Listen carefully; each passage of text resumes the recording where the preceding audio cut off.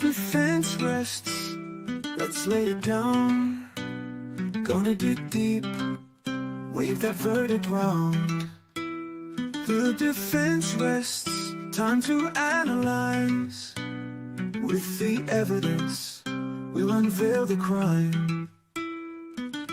Justice served in an honest fight, true crime tales till the verdict's right. Solving more than just trivial quests, where sentences rule at the defense rests.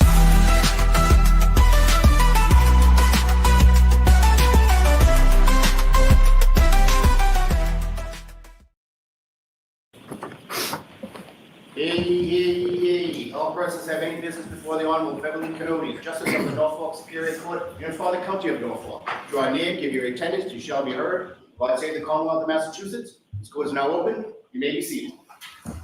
22-117, the Commonwealth versus Karen Reed. Can I have counsel identify themselves for the record? Lally for the Commonwealth. Good morning, Your Honor. Good morning, Mr. Lally. Good morning, Your Honor. Laura McLaughlin for the Good Commonwealth. morning, Ms. McLaughlin. Good morning, Your Honor. Alan Jackson for Ms. Reed. Good morning, Mr. Jackson. Good morning, Your Honor. Elizabeth Little, also on behalf of Ms. Reed. Good morning, Ms. Little. Good morning, Your Honor. David Yannetti for Karen Reed. Good morning, Mr. Yannetti. Good morning, Ms. Reed. Good morning, jurors. I have to ask you those same three questions. Was everyone able to follow the instructions and refrain from discussing this case with anyone since we left yesterday? Yes. Everyone said yes or nodded affirmatively. Were you also able to follow the instructions and refrain from doing any independent research or investigation into this case? Yes. Everyone said yes or nodded affirmatively. Did anyone happen to see, hear, or read anything about this case, even inadvertently, since we met yesterday? Okay, so I am going to see counsel at sidebar for just a moment. Most people said no. I will see the juror who raised her hand in just a minute.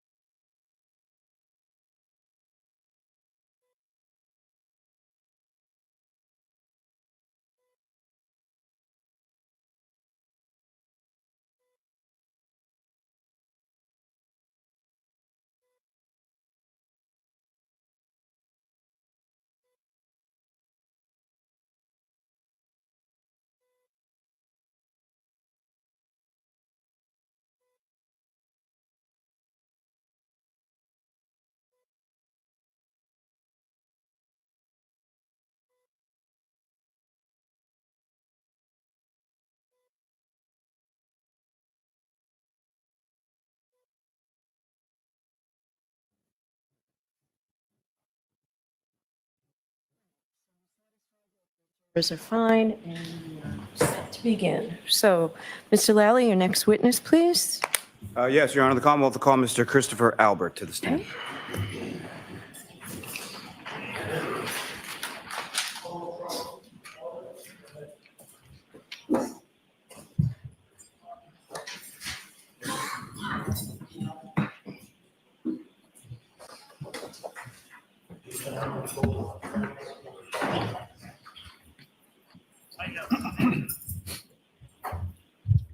you step up. I'm going to ask you to remain standing. Face the clerk, sworn in by raising your right hand.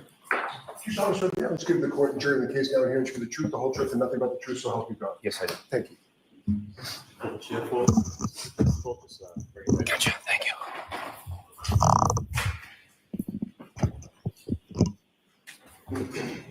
Anytime you're ready, Mr. Lally. Thank you, Your Honor. Good morning, sir. Good morning, sir. Could you please state your name and spell your last name for the jury? It's Christopher Albert, Albert. And where do you live, sir? I live at 22 Maple Street, Unit L, Canton, Mass. And how long have you lived there? Almost 2 years. Sorry, go ahead. And how long have you lived in Canton? Since 1974. And so pretty much your whole life. Pretty much since I was 4. And prior to living in Maple, where did you live in Canton before that? 7 Meadows Ave in Canton. And how long did you live at 7 Meadows? From 2001 to 2021, about 20 years. And who, if anyone, do you live with now? I live with my wife, Julie, my oldest son, who just came home from the Navy, my middle son, Colin, and my youngest son, Dylan. And how long have you and your wife, Julie, been married? Roughly, gosh, you're going to kill me. 21 years, around 21 years. You mentioned you and your wife, Julie, you have 3 sons? Yep. And how old are they? My oldest is 25, my middle is 20, and my youngest is 16. Now, do you work, sir? Yes, I do. What do you do? I'm self-employed. I own a small pizza shop. What's the name of the pizza? It's called D&E Pizza. And how long have you owned that? 25 years this March. And prior to that, did you work sort of in the same industry? Same industry pretty much my whole life. And does your wife work? She does not. Does she help out with the D&E Pizza Shop? She does some of this behind the scenes stuff. Yes. Now, when you lived on Meadows Avenue, did you have occasion to become familiar with someone named John O'Keefe? Yes, I did. And how is it that you knew John? So he bought the 1 Meadows Ave, the top house. I don't know exactly, maybe like 2017. So he became my neighbor. And I guess just from me driving by his house and coming home, I saw him, would wave to him and stuff. And that's how I initially became to know who John was. And you mentioned he bought the house at sort of the top of the street. Is that correct? Yeah, it's if you're coming off Pleasant, you take a right down Meadows, it's the first on the right. And then on Meadows Ave, about how many houses are on Meadows? Well, between us or all on the whole street, you mean? First down the whole street and then between. Yeah, so roughly on that whole street, I would say there's like close to 30 houses from top to bottom on both sides. And then how about in between 1 and 7? So there's 2 houses between mine and John's. And your house is both odd numbers. Are they on the same side? Same side, yeah. Now, you said that that's how you initially came to know John O'Keefe. How did your relationship sort of go on from there? So over the years, like he was friendly with some other folks that I was friends with. So we maybe be out occasionally and bump into him, but he would also come to my pizza shop a lot. He would take his nephew, Patrick, in my pizza shop a lot. So it was not uncommon for him to stop by a couple days a week. Usually just grab a slice. Now, you grew up in Canton, correct? Yes, And do you have any siblings? I do. I have 6. And what are the names of your 6 siblings? So my oldest is my older brother, Brian. I have a sister, Kathleen. I have she's older than me. And then I'm next in line. And then I have a brother, Kevin, then a brother, Keith, Brendan, and Timmy. 7 O's.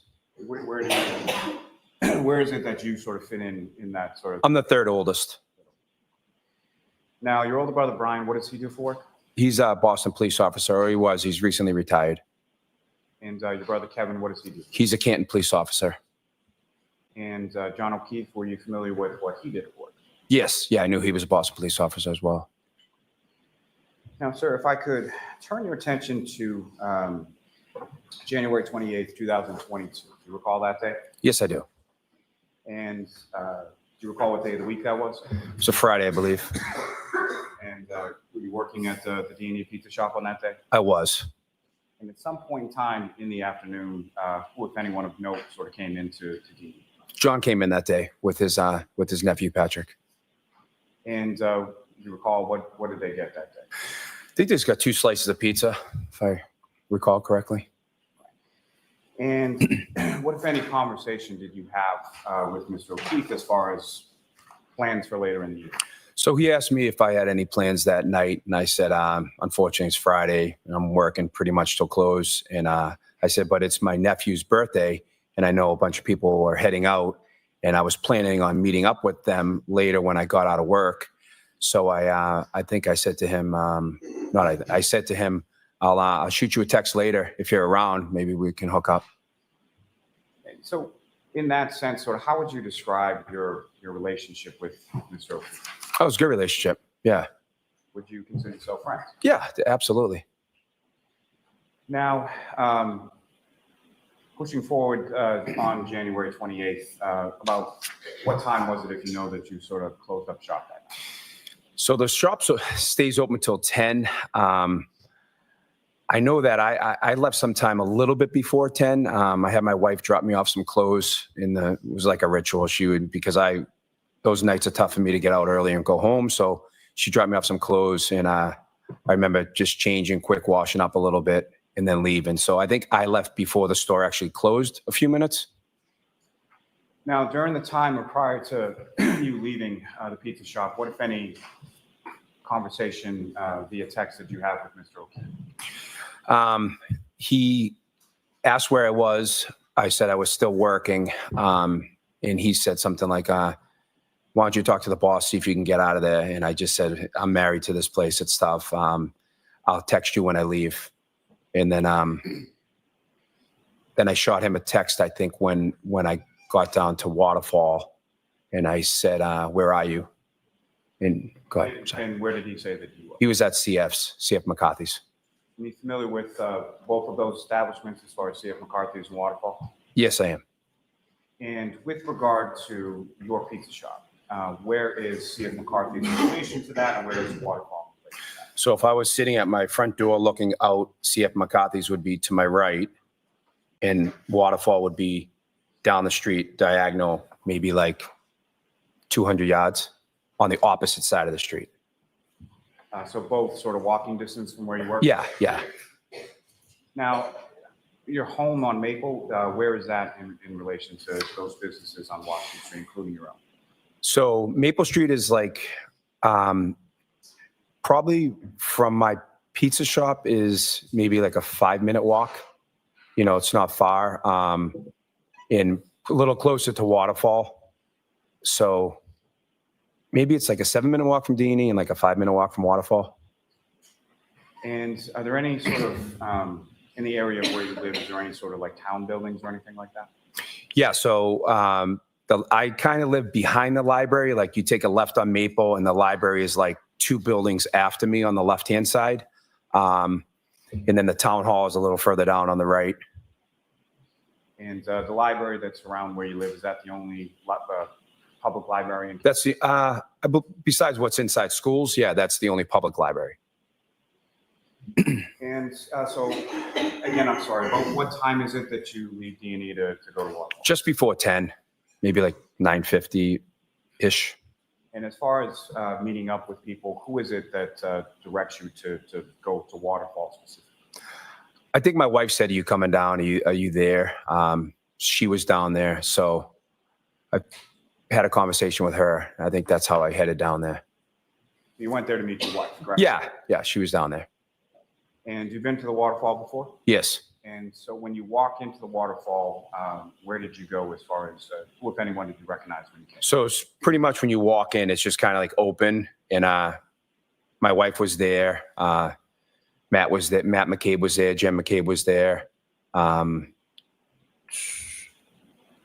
My sister-in-law, Nicole, was there. My niece, Caitlin, was there. I think when I first walked in, that's who was there. And you mentioned Jennifer and Matthew McCabe, is that right? Yeah. And how do you know them? Well, I grew up with, I didn't grow up with Jen. She's younger than me, but she's lived in Canton for a long time. My brother Brian is married to her sister, Nicole. So I've known her pretty much my whole life. And you were testifying earlier about some of the people that you and Mr. O'Keefe sort of knew in common. Would Mrs. McCabe be one of those people? Yes, yeah. And when you walk in, relative to the establishment, whereabouts were those people situated? So they were on like a table that was close to the bar. It's like set up. They have like 3 tables in a row, and I think we were maybe either in the middle or the next table to the bar. So with those 3 sort of tables together, if you know about how long a table are we talking about? I would say they're about a 6-foot table. And was this a low top, high top, or something? It's like a high top. And located close to the bar, is that correct? Yes. What, if anything, do you recall from that evening as far as entertainment within the waterfall? There was a live band that was playing to the side. About how close to your table was the live band? Oh, within like 6 or 7 feet, probably. Fair to say, pretty loud in there? Pretty loud, yeah. And when you walk in, where do you go in reference to sort of the other people upstairs? I go right over to the table, and I think I walked right over, said hello to them, sat down. And what, if anything, did you order when you got there? I ordered a beer. And did you eat while you were there as well? I did, yeah. I was starving. I didn't eat all day, so I ordered some food, appetizers. And throughout the course of the evening, what is it? You're at a bar, so you're drinking, correct? Sure. And what were you drinking? Miller Lite. Is that sort of normally what you would drink when you go out? Yeah. Now, you mentioned that initially when you get there, it's yourself, your brother Brian, his wife, the McCabe's, and your niece Caitlin. Is that correct? No, my brother Brian wasn't there yet. Okay. Yeah, it was Jen McCabe, Matt McCabe, my wife, Caitlin, and Nicole. Thank you for correcting. Yeah, no problem. Sorry. So at some point shortly after that, or at some points, who, if anyone else, arrives and sort of joins your table, your group? So my brother Brian and a gentleman named Brian Higgins, they came and joined us. And is Brian Higgins, is that someone that you had met previously? Yeah, a few times. And how did you know him? I don't know how I initially met him, but probably seen him around. I knew that he worked as an ATF agent. I knew that he worked inside the Canton Police Department, so I think I knew him from that, just being around. Fair to say you knew him sort of through your brothers, either Brian or Kevin or both? Yeah, that's the only way I met him. And about how long after you arrived was it that they arrived? I would probably within like 35 minutes, roughly. And what, if anything, did you know about sort of where they had been prior to or what they had been doing earlier there? So they were in New York at a police officer's funeral. They went there for the ceremony, and the snowstorm was coming, so they decided that they were going to drive back early to beat the storm. You mentioned, as far as going out on that particular evening, what was that in reference to? So my nephew, Brian, it was his birthday. And so when you say your nephew, Brian, whose son is that? So that's my older brother, Brian's son, Brian. So Brian Jr.? Brian Jr., yeah, we call him Brian Jr. Yeah. And was he present at the waterfall that night? He wasn't. No, he decided that he didn't want to go out. And When your brother, your older brother Brian and Mr. Higgins come in, where is it that they go sort of in relation to the group? So they walk in and they come directly over to the table. Now, at some point later in the evening, who, if anyone else, also joins your group or your table? So John O'Keefe came with Karen Reed. And how did you know Karen Reed at that time? I met her a couple times. She also had been in the pizza shop a couple times, and driving by the street when I would come home, she would be outside One Meadows. And just to be clear, when we're speaking about Ms. Reed, do you see her in the courtroom today? Yes, I do. You just identify as to where she's seated? She's sitting right over there between the two attorneys. Just ask the record to reflect identification of the defendant. Okay. Now, prior to Mr. O'Keefe coming into the waterfall, you had mentioned some text communications with him. Is that correct? Yes. And what, if any, other communications did you have with Mr. O'Keefe before he got there? I don't think nothing before I got to the waterfall. Not before you got to the waterfall, before Mr. O'Keefe got to the waterfall. With Mr. O'Keefe. Yes. Just that where was he, or where were we going? Where was he going to be? What, if any, communications do you recall in regard to who was there or who was going to be there? With Mr. O'Keefe? Yes. Yeah, so I think at some point he said, "Who's there?" And I said, "My brother Brian." I said, "Brian." And he said, "Your brother Brian?" I said, "Yeah, Brian and Brian Higgins are there." And he said, "Where's your brother Kevin?" And I said, I have no clue. LOL or something. And when Mr. O'Keefe and Ms. Reed come into the bar, where is it that they go upon coming in? They walked directly in, came towards our table, just a striked up conversation. I think John came over to my wife and said hello to her first, maybe, and then just kind of like got with the group, started talking.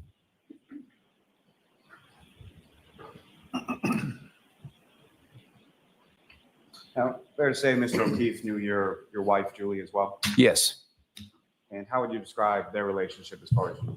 good relationship. And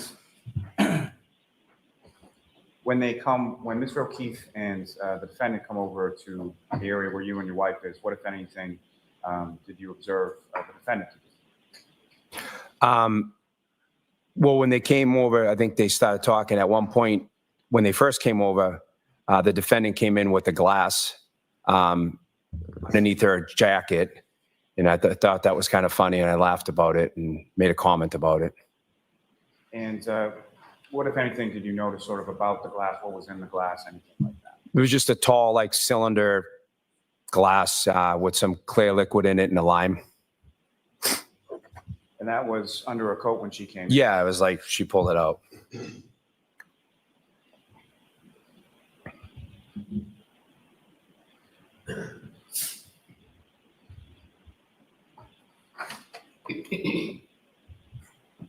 Now, if you know about what time was it that Mr. O'Keefe and Ms. Reed came in? So I got there close to 10, I would say 10:45-ish, to the best of my recollection. And following sort of the blows and all that kind of stuff, as far as after they first came in, where did they go from there? I think the defendant sat down, and I think well, John went to the bar and got a beer. And you know, is that sort of what John would typically drink? Yeah, Bud Light, I think.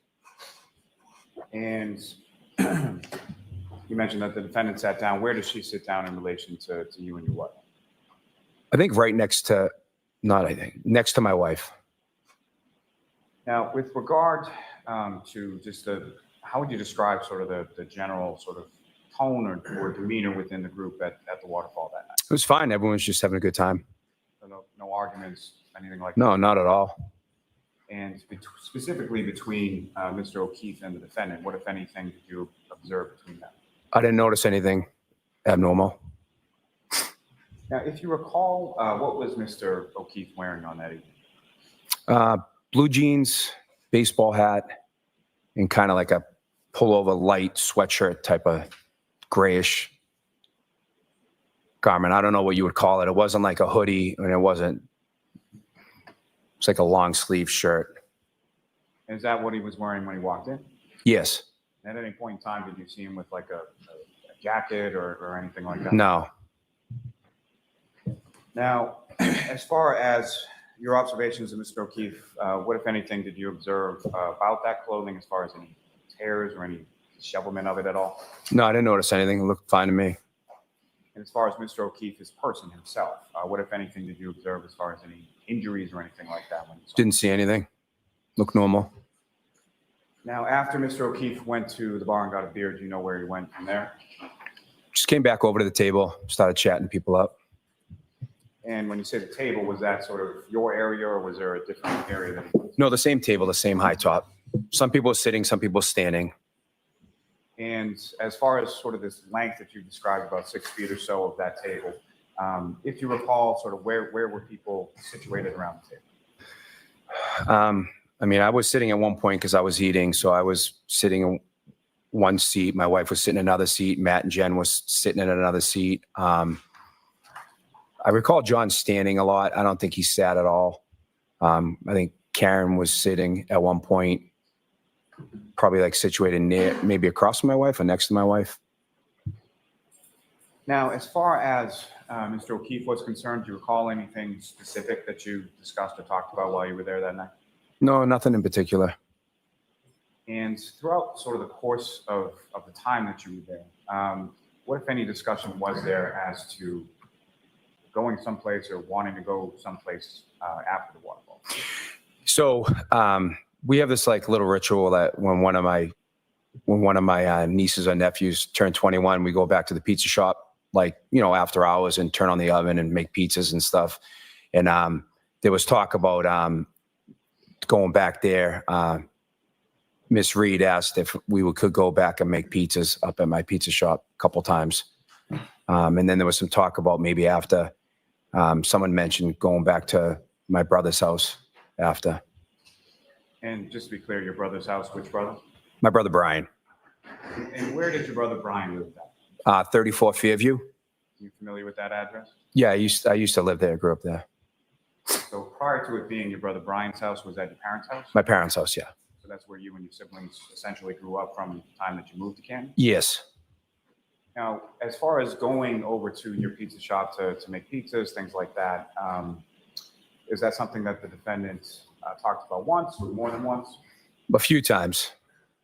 And you referenced sort of this ritual when one of your nieces or nephews turned 21, and it was your nephew Brian Jr.'s birthday the following day, is that correct? Yeah, Was he turning 21 at that point? I think so. I can't remember exactly if he was 20 or 21. I think he was turning 21 though. So in relation to this evening of January 28th, that the ritual that you were talking about, when was the last time before January 28th that you had done that, if you know? Trying to see who else turned 21. Can't remember exactly. I know it was recent. I remember doing it. I just can't remember the date. And that's all I'm really asking, sir. Yeah. Was it recent to January 28th? Yeah, it was sometime before that, but within like a couple of months, I think someone turned 21. Maybe we just went there. And so what, if any, conversation from your end as far as, obviously it's your pizza shop. So Yeah. what, if any, conversation from your end was there in reference to doing that? To doing that night. So we were doing a weight loss competition, me, Matt McCabe, and my brother Brian. And we had like 2 more weeks left in it. And we do it, every year, it's like a charity, we do it. And the proceeds go to like scholarship funds. So I said no, because we were doing this weight loss challenge and I just didn't want to give in and, eat pizza 2 weeks before we were weighing in. And your wife, Julie, how long was she at the bar for? Not long when I got there. She probably was only there for maybe 35, 40 minutes. She had a migraine. She wanted to go home, so she left. So she indicated she had a migraine and she was going home? Yeah, she didn't feel well. And was that before or after Mr. O'Keefe and Ms. Reed arrived? She left after they arrived. So then she must have left later than that. Yeah.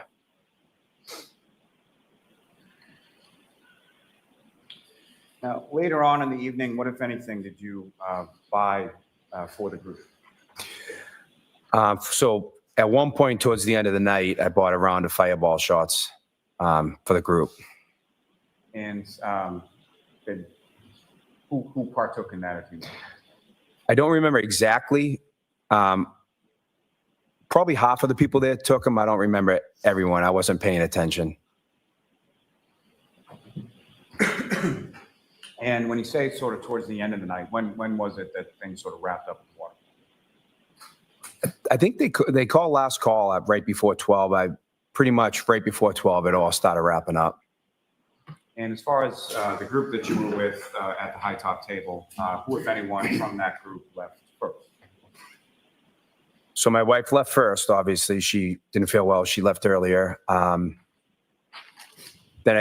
Brian and Brian left. My sister-in-law left. Matt and Jen left. I left probably second to last. I probably left last with John and Karen, or right around the time that John and Karen left.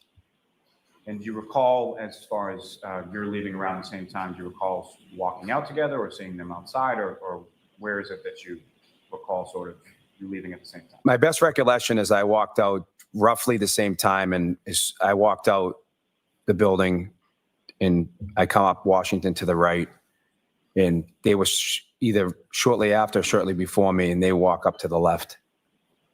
And when you say walk up Washington, did you walk home that night? Yeah, I walked home.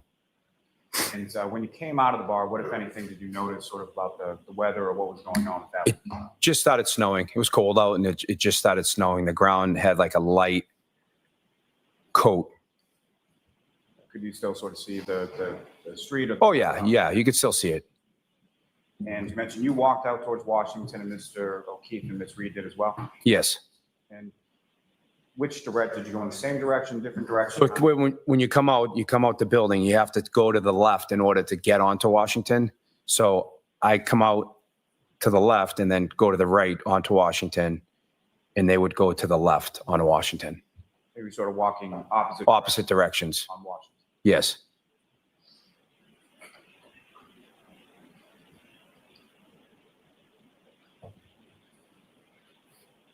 Now, as far as throughout sort of the course of the evening, did you have occasion to see sort of what Mr. O'Keefe mentioned, that he went to the bar and he got a beer? Was that the only beer that you saw him having, or did he have more than one? I'm sure he had more than one. Yeah, I saw him with more than one. So you saw him, but essentially what I'm asking is throughout the course of the evening when you saw him drinking, other than maybe the fireball shot, you saw him just drinking beer? Just beer. And as far as Ms. Reed was concerned, what, if anything, did you observe her drinking throughout the course of the evening? Just a clear liquid in a glass. I assume it was some sort of vodka drink. Was that the same glass that she had come into the establishment with under her coat, or was it a different glass later on? I believe it was the same one. So you leave from the waterfall and you're walking home, is that right? Correct. Fair to say you didn't go to 34 Fairview that I night? did not. And about what time was it that you got home? Sometime between, I'd say 5 past and 10 past 12, somewhere in that window. And was your wife home at that point? She was. And as far as your children were concerned, how many of your 3 sons were living with you at that time? At that time, 2. My 16-year-old, well, he wasn't 16 years old at the time, but my 16-year-old and my 20-year-old. And so 16 and 20 now is that? 16 and 20 now, so that'd be like 14 and 18 then, I guess. And so your oldest son? He was in the San Diego in the Navy. And if you know, or did you check or anything as far as your kids when you got home, were they there, if you know? No, I ran right upstairs. I was freezing. I went right into my room. Essentially, you went to bed, is that correct? Correct. Your Honor, with the court's permission, I would ask to publish for the jury just a small portion from what's been marked as Exhibit 53, the waterfall surveillance. Okay.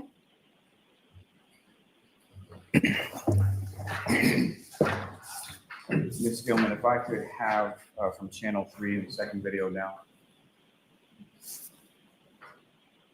If you could just pause there for a moment, Ms. Gilman. Mr. Albert, looking up at the screen, do you recognize generally what's depicted up on that screen? Yeah, so those are the tables that I was speaking of that are like, there's like 2 or 3 in a row. Yep. I'm sorry, may I approach on? Yes. I don't have any. My apologies, ma'am. Thank you very much. So, sir, what I'm handing to you is a laser pointer. Basically, just click that button and point it up. Okay. Mr. Albert, using that laser pointer that I just handed to you, if you could direct the jury's attention to about where the high top is and then about where you were seated at that high top. So here's the high top. And I can't really see myself, to be honest with you, this far away. But somewhere, I think I ate on this side here, And as far as the bar is concerned, where would that be? back here. Wait. Oh, so this is from walking into the waterfall. Okay, so the bar is after. So that's the high top next to the bar. The bar's back there. And as far as the band that you were talking about that was playing, if you could direct the jury's attention where that was. On this side over here. It's kind of fuzzy, but that side. And Ms. Gilman, if I could ask you to fast forward to 1054.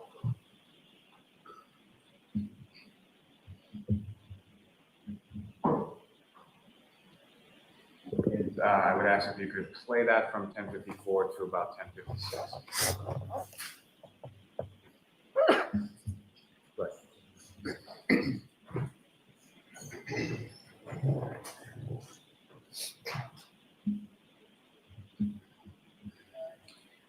I'm sorry, if you could just pause briefly, Ms. Gilman.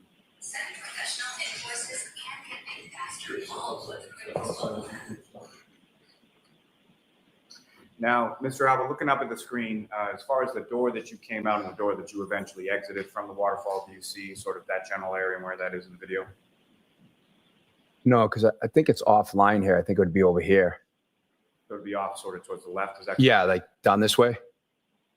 Ms. Gilman, if you could press play.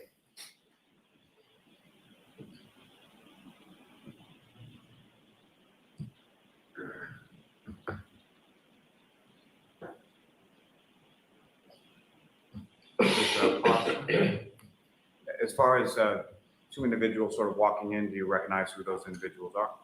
I do. That's John O'Keefe and Miss Reed. And again, Ms. Gilman, if you could just run it through 1056.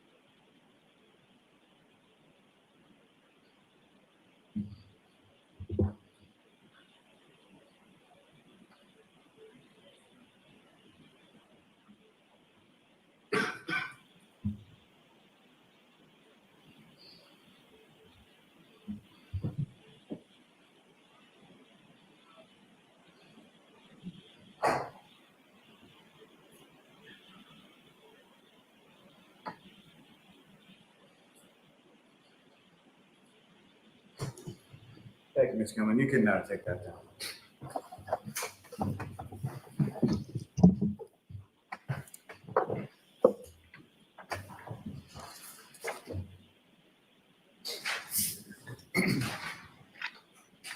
Now, Mr. Mr. Albert, as far as your son, Colin, do you know sort of where he was that night?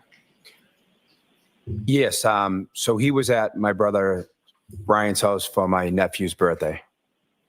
And he came home sometime after you, is that correct? Correct. And essentially you came in, went to bed, so do you know what time your son came home that night? I know that. Do you know, just answer yes or no whether you know? Yes, And how do you know that, sir? because he opened the bedroom door and said, "Good night, guys. I love you. I'm home." And about how long after you got home was it that your son got home?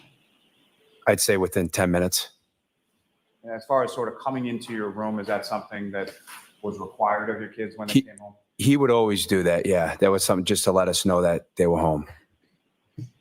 Now, turning your attention to the next day on the 29th, about, obviously at some point you woke up, do you recall about what time that was? Um, 8-ish, 8:30-ish. So sometime between 8 and 8:30? Yeah. I was still in bed. I woke up, but I didn't leave my room. And what was it that, or who was it that woke you up that morning? At that time, I just woke up on my own. And when you woke up, what happened after you woke up? Shortly after I woke up, my wife entered the room, but that was a little bit later. I don't know exactly what time. And she informed me that something had happened to John. And what was it that you told me? I don't know the exact words that she said, but basically that John had died. And what, if anything, did she indicate to you as to where John had died? That he was found somewhere on the front lawn of 34 Fairview.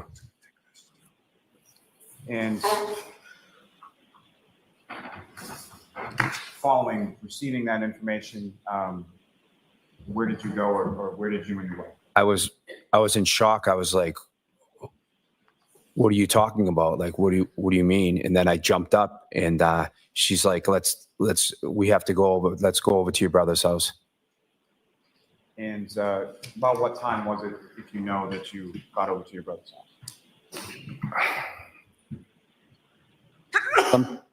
Sometime approximately like after 9 o'clock. I don't remember exactly what time we went over there, maybe 9 or 9:30.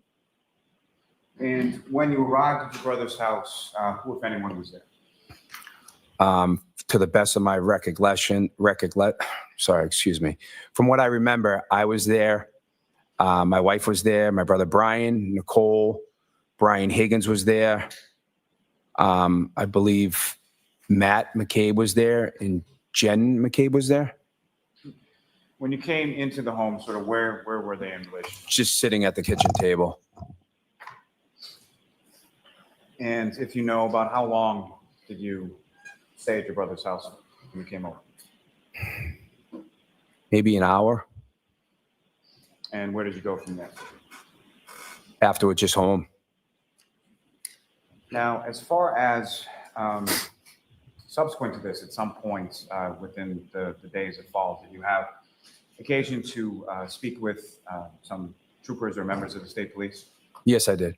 And how many troopers from the state police did you talk to when you spoke? 2. And where was that? At my condo. Thank you, sir. I have no further questions. John. Okay, cross-examination. Thank you, Your Honor.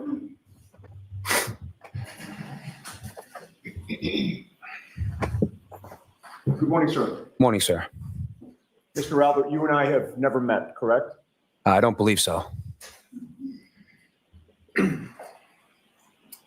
You've testified that you've essentially lived in Canton your whole life, correct? Correct. Moved there when you were 4 years old? Correct. And the house to which you and your family moved was 34 Fairview, correct? Yes. You lived there for how long? 53. 33 years? And you currently own D&E Pizza in Canton? Correct. I believe you testified that you've owned it for approximately 25 years. Correct. Clearly, you have a lot of ties to the city of Canton. Would you agree? Sure. You live there, Yes. you work there, Yes. you have family there, Yep. you raised your kids there, Yep. and you also are a town selectman in the city of Canton. Or Recently elected. the town of Canton, I should say. It's a town. Correct. And not only that, but your brother, Kevin Albert, is a police officer in Canton. He is.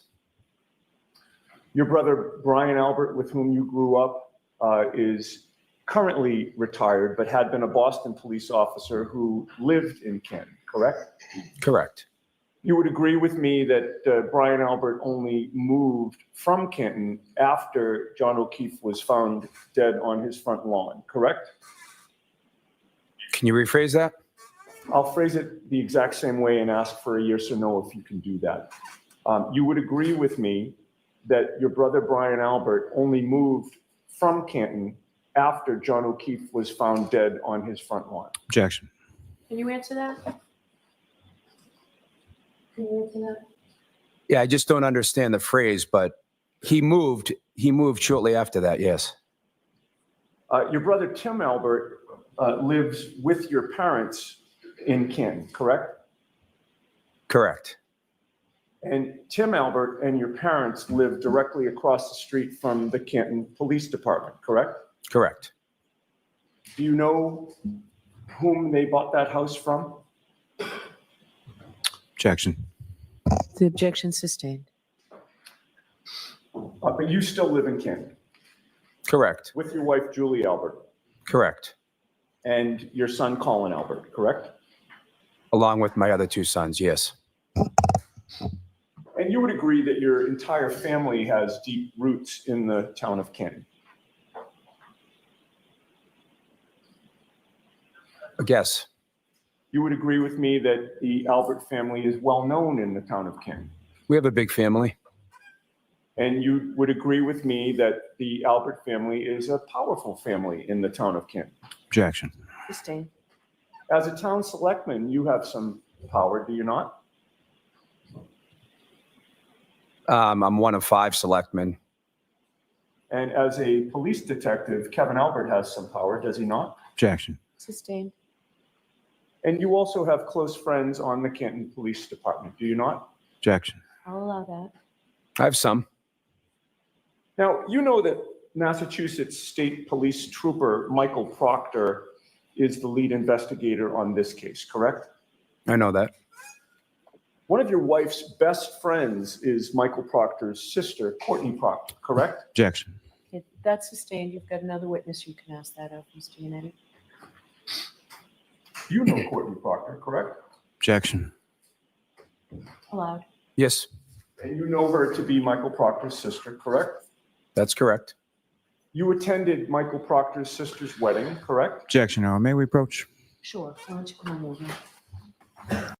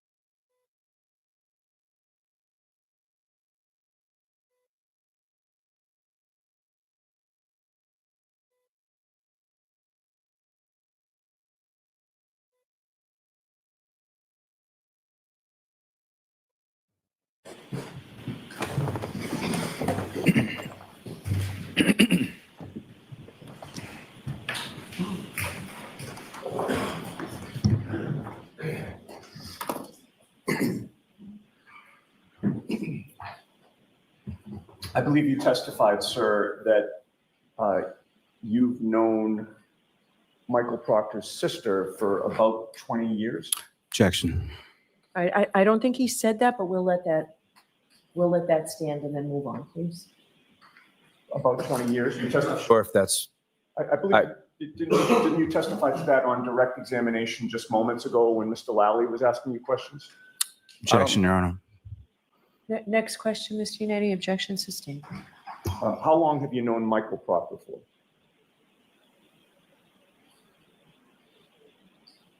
I mean, I know he's Courtney's sister, brother. I couldn't tell you exactly how long I've known him for. About 15 years or so? Roughly. Who is Kenneth Berkowitz, The former Canton police chief. and how do you know him? His son and my son are the same age. So they played on some sports teams when they were younger together. I think that's when I first came to know Ken.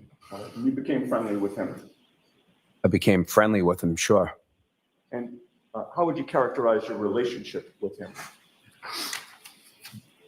Friends, You've seen him socially. really. You've been out for drinks with him. I think maybe once. And you've known him for how long? 20 plus years. And you say you've only been out with him for drinks one time in those 20 years? I can't even remember if it was with drinks one time. Yeah, no. What other types of activities have you done together? I can't think of any. I think he came to an event that I held one time. That's about it. Have you been out with him in a group setting? That event that I just mentioned, yeah. And what event was that? It was my campaign event when I was running for select board. He was one of your supporters. He came by. Did he donate money to your campaign? I think he did.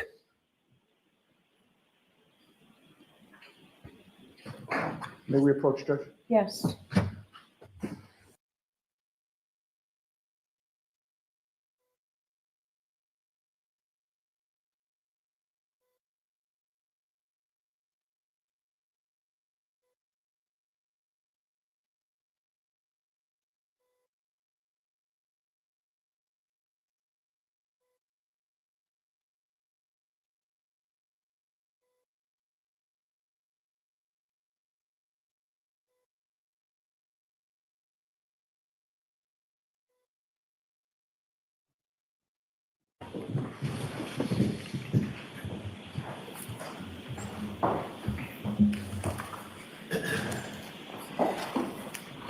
Sir, I'm going to display a photograph with the court's permission on the screen, and I'd ask you to take a look at it, and if you can let the jury Do you have a know. hard copy of it?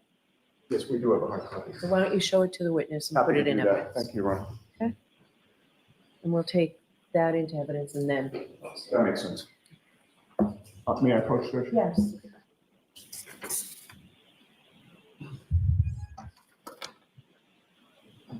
Okay, sir, I've handed you a photograph. Do you recognize what that depicts? Yes. What does it depict? Me and Kenny Berkowitz. And is that a fair and accurate representation of you and Kenny Berkowitz? You mean is the picture us? Yes. Yes. I would offer that, Your Honor. Okay. Oh, wait. Is it 55?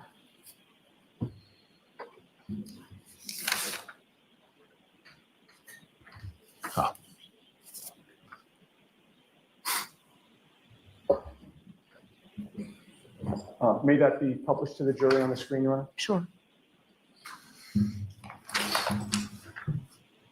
So, Mr. Albert, that's obviously you on the right and Kenny Berkowitz on the left. Correct. Have you seen that photo before? I believe I've seen it. Do you recall when? I believe that's my fundraiser for when I was running for the select board, that event that I spoke of earlier. Okay. And when would it have been that you saw that photograph? I'm not sure. I don't know if it was on my Facebook page when I was running for select board. It looks familiar. Has Mr. Lally shown you that photograph? No, Has he informed you that the defense would be introducing that photograph during this trial? nope. You can take the photo down, Mr. Bates. And the lights can go on. You would agree with me that one of your functions as a selectman is to oversee public safety in the town? Yes, And you would agree that the police department is a key component of public safety in the town of Canton?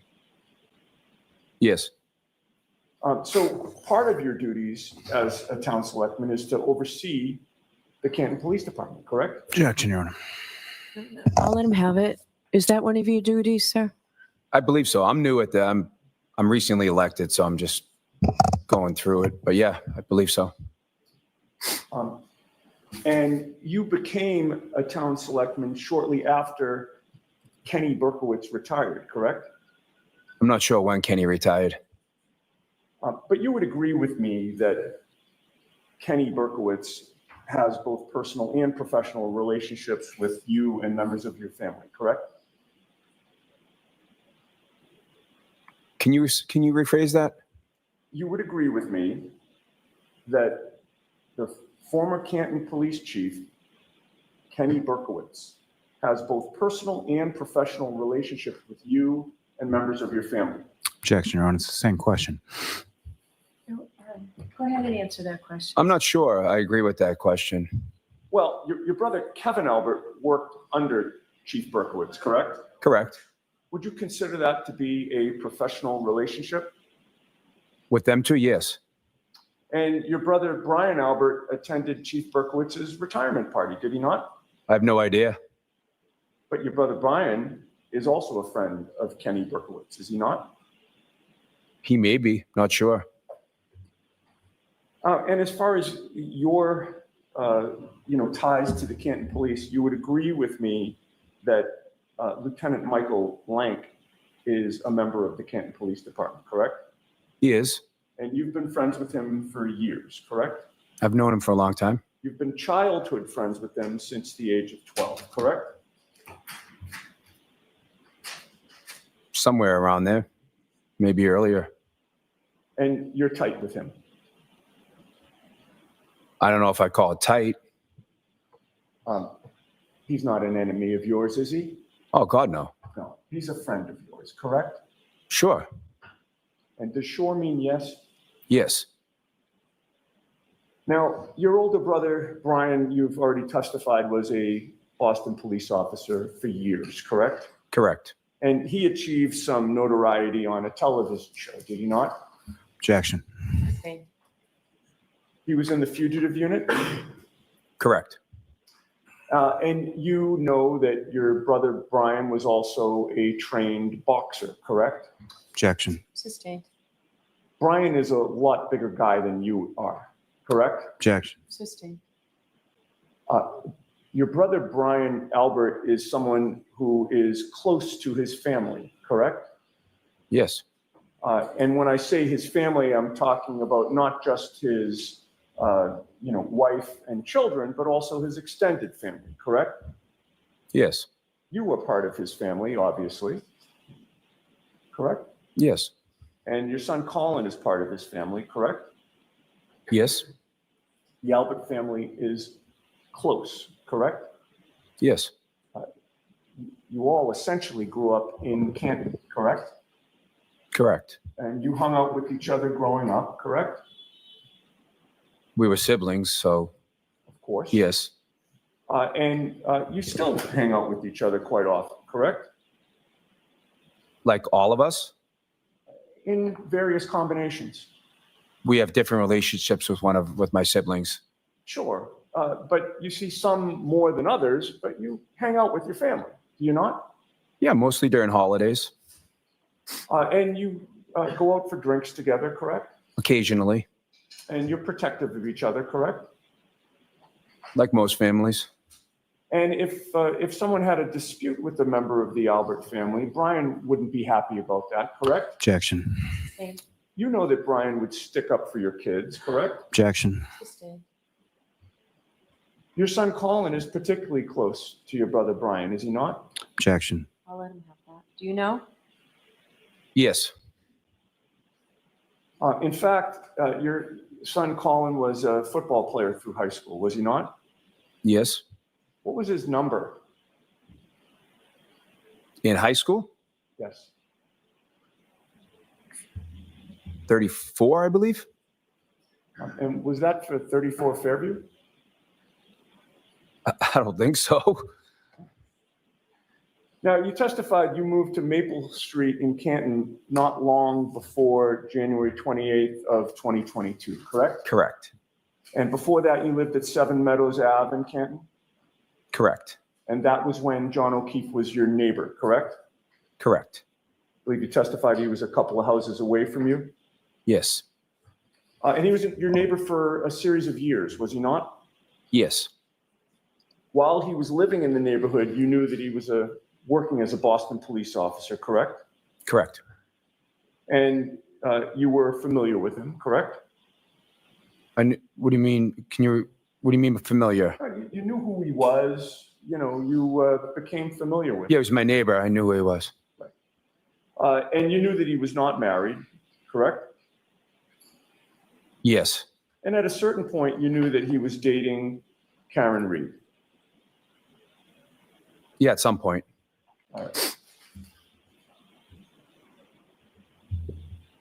Now, you would agree with me that your family has a police background, sir, correct? I wouldn't agree with that statement. Two of your brothers are or were police officers, correct? Out of 7 of us, yes. And you knew friends of your brothers who were also police officers or in law enforcement, correct? Correct. And you had already testified that you know some members of the Canton Police Department, correct? Correct. And you socialized with police officers, did you not? Have I? Sure. You've been to bars with police officers, correct? Correct. And you've drank with police officers, right? Sure. And you were friendly with police officers, correct? Yes. And with regard to, I'd like to ask you some questions about people specifically connected to this case. We've established that Lieutenant Lank has been a friend of yours for years, correct? Yes. We've established that you know former police chief Kenneth Berkowitz in such a way that you feel comfortable calling him before this jury Kenny Berkowitz, correct?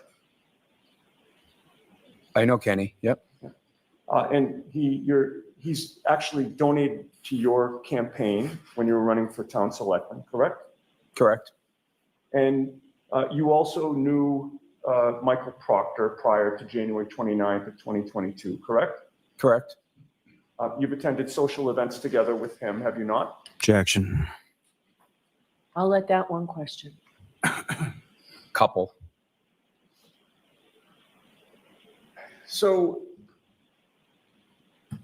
at some point, Michael Proctor came to question you, did he not? Along with another trooper. Correct. And at the point in time when Michael Proctor came to question you, you knew who he was, correct? Yes. You knew him by face, correct? Correct. And you knew him by name, correct? Correct. There was no need for Michael Proctor to formally introduce himself to you, was there? Objection. Sustain. What did he say when he first walked in the door in terms of introductions? Objection. Sustain. May we be seen as sidebar, Judge? Sure.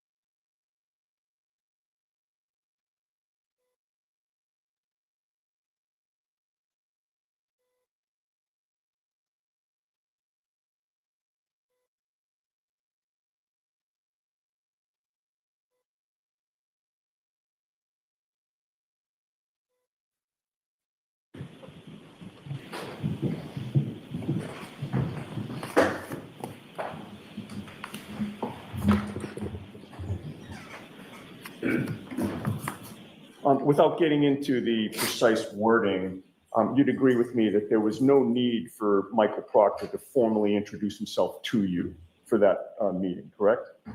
Yes, He didn't need to say, "How do you do? I am Michael Proctor," correct?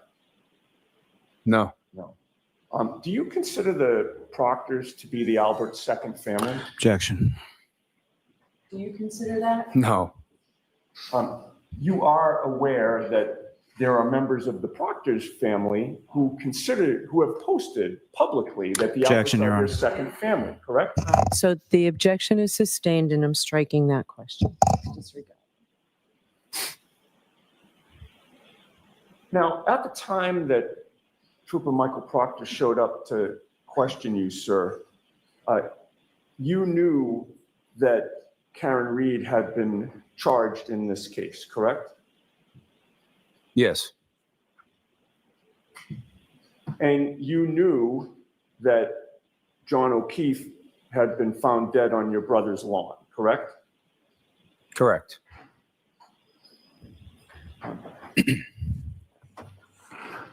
Did it occur to you that it was odd that the state police sent somebody from the Proctor family to interview you? Objection, Your Honor. On February 10th of 2022? Sustained. All right. Now, you've testified that on January 28th of 2022, that day, that Friday that you were working, John O'Keefe stopped into D&E Pizza, your shop, correct? Correct. And there was discussion about whether you would be going out that night, and if so, where you would be, correct? Correct. Now, you've previously, on direct examination, characterized your relationship with him as being friends, correct? Correct. It's fair to say, however, that prior to January 28th of 2022, you had never exchanged personal information with John O'Keefe, correct? You mean, I'm sorry, you mean like phone numbers or, but, A cell number prior to that day. no, I didn't.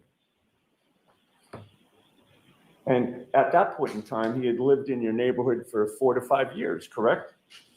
Correct. So I believe you've testified that that night after working, you went out around 10 minutes of 10 p.m. Roughly. Before going out, did you have anything alcoholic to drink? Think I may have had a beer at my pizza shop. I don't remember exactly. So you have a refrigerator there that you can keep drinks cold, correct? Among other things. And you do have beers in that fridge for Sometimes. personal use? Sometimes. Do you know how many beers that you would have had before going out? No. And would you have drank that beer as you were cleaning up at the end of the night? Probably. Did you have anything to eat at the pizza shop? No. When did you last eat before you went out at 9:50 or so? When did I last eat? Yes. It's a long time ago. I'm not sure. And you knew that your wife Julie was starting the night at CF McCarthy's, correct? Yes. And you couldn't meet her there because you were still working, right? Correct. But at some point you heard that Julie and others were headed to the waterfall, correct? Yes. And that was where you planned to go after you closed up D&E Pizza. Correct.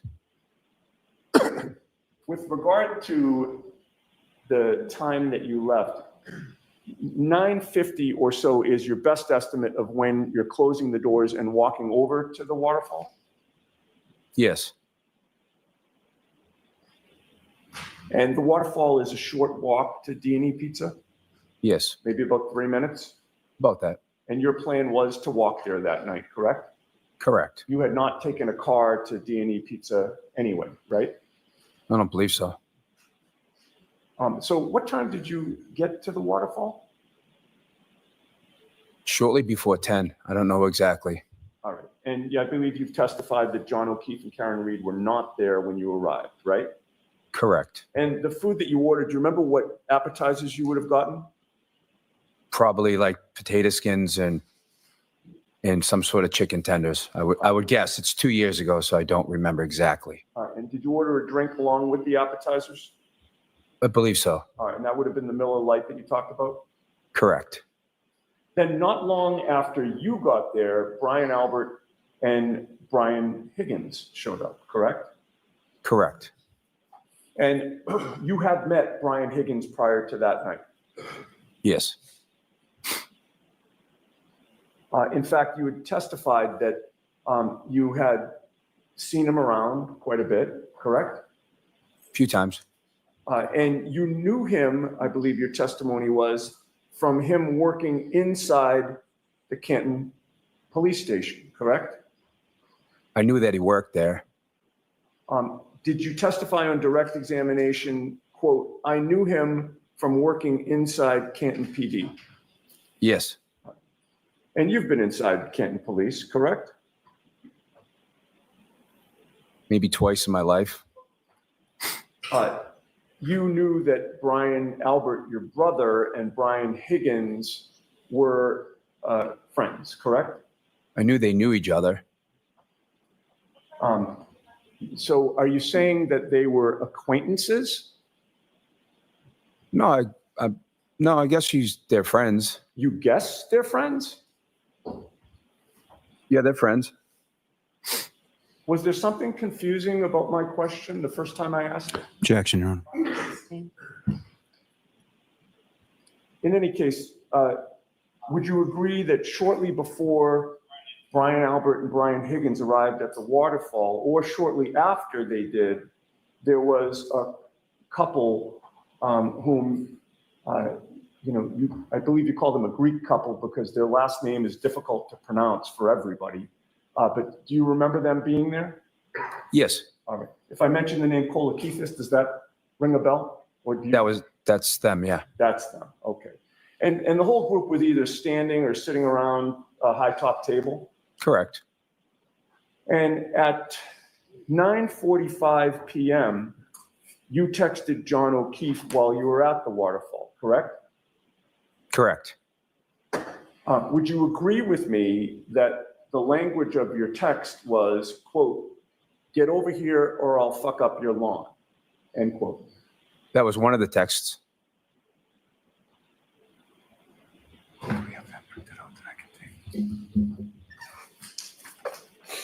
I may just have a moment.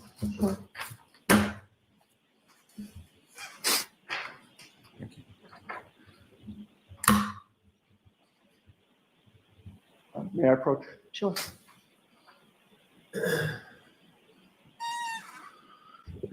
Oh, do we have, let's say, you have an evidence number? Oh, it needs to be marked. Okay. I'm sorry, I don't think I asked to approach, but Good, that's fine. thank you. I've placed a document before you, sir. Take a look at that and tell the jury whether or not you recognize it. Yeah, I recognize it. What is it? It's a text message, 2 text messages. Okay. And who are the participants in that text message exchange? Me and John.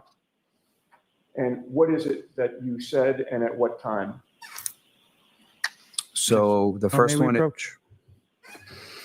Okay? One over.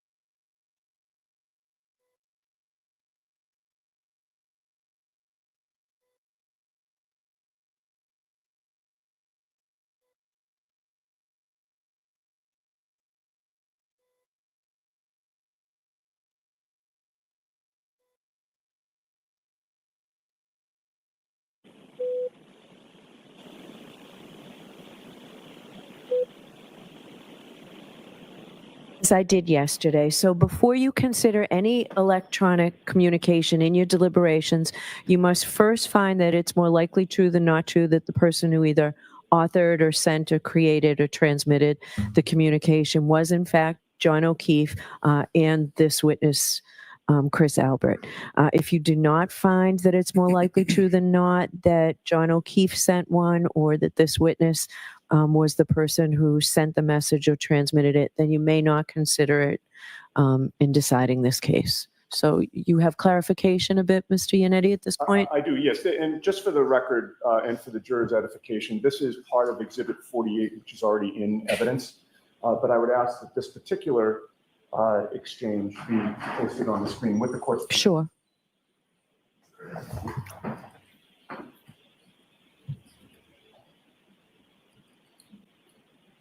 Okay. And so you'd agree that when you say it was two text messages, they're both with regard to the same subject, correct? What do you mean? I don't follow you. It says get over here, right? And then the second is a continuation of that. If not, I'm going to fuck up your lawn, correct? So you mean that's to tell him to come over to the waterfall? Right. Okay, I just didn't understand what you meant. That's fine. So you're telling John O'Keefe this, correct? Yeah, I'm telling him to come over and meet us. All right. And that little emoji, that face emoji after, if not, I'm going to fuck up your lawn, that's. Yeah, it's a laughing face. Right. So you're. It's a joke. And you're cracking up. Yeah, it's a joke. Okay. Oh, sorry. Thank you. Sorry. Okay. Apologize. Okay. Well, we can take that down. At about 10:45 p.m. or so, I believe you testified that was when John O'Keefe walked into the bar with his girlfriend, Karen Reed. That's what I thought. Yeah. Would you agree with me that between the time you arrived and the time you eventually left, that you did go up to the bar within that establishment a few times I'm sure he did. and bought a few rounds of drinks, I'm sure. including that one round of fireball shots? Correct. What was the state of your sobriety when John and Karen arrived? Probably fine. Fine. All right. You didn't feel like intoxicated No. or unable to, perceive what's going on. You were still in control of your faculties. Yes. And is it true that after John and Karen arrived, that your wife, Julie, didn't want to stay any longer or too much longer? She didn't want to. She had a headache, so she wanted to go home. Right. And by that point in time, you had been there about an hour, maybe a little less. When Karen and John arrived? Right. Yeah, about an hour. All right. And you were having fun. Sure. And so Julie drove home, but you stayed, correct? Correct. All right. And in terms of Karen Reed's drinking, as far as you could see, she had that glass that she came in with that appeared to have a clear liquid in it, correct? Correct. And I believe you said either a lime or a lemon. Thought I said a lime, but yep. Okay. And you assumed that was, vodka and soda water or vodka and some type of mixer, correct? That was clear? Correct. And if she was, while drinking that night, if she was mixing in water in between alcoholic drinks, it would have been impossible for you to discern which drinks were water and which drinks were vodka, correct? Yeah, I would have no idea. You can't tell that by eyeballing a drink, right? No. Because both liquids are clear. Yes. And Yeah. in order to discern that, you'd actually have to be given a sip to see, right? Okay. But in any case, Karen did not appear to be under the influence of alcohol to you. I didn't notice anything. She wasn't stumbling, correct? Nope. She wasn't swaying. I didn't notice. She didn't appear to be unbalanced, correct? I didn't notice anything. She wasn't slurring her words. Nope. She wasn't talking gibberish, correct? No. She was engaging in normal conversation and she appeared to be under control. Yeah. And would you agree with me that she also appeared to be affectionate with John O'Keefe? I wasn't really watching their interactions too much, to be honest. But in any case, you never saw any arguing between the two of them. I wasn't really paying attention to their Okay. And interactions. you didn't perceive any tension between them, correct? I didn't notice anything irregular. Okay. And from your observations of Karen Reed that night, and you were there probably over 2 hours, were you not? Total? About that, yeah. From your observations of Karen that night, you would have had no problem with her driving a car, correct? I wouldn't even have thought about it. Okay.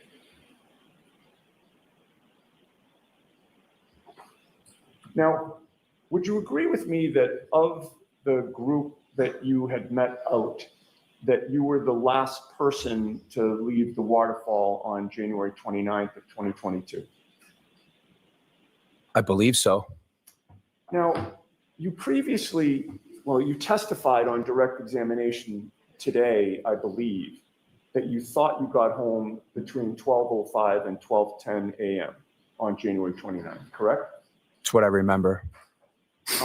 If I suggested to you that you didn't even leave the bar until 12:13 a.m., would you quarrel with that? Would I quarrel with it? Yes. No, I guess not. I mean, And is your memory exhausted as to the precise time that you left the bar? is it exhausted? Right. In other words, do you not remember the precise time that you left the bar that early morning? It's over 2 years ago. I don't know the precise time. Right. That's why I said between 12:05 and 12:10. That answers my question. Thank you. Could we have Exhibit 50, well, with the court's permission, can I publish Exhibit 53? It's a short clip from the waterfall. Sure.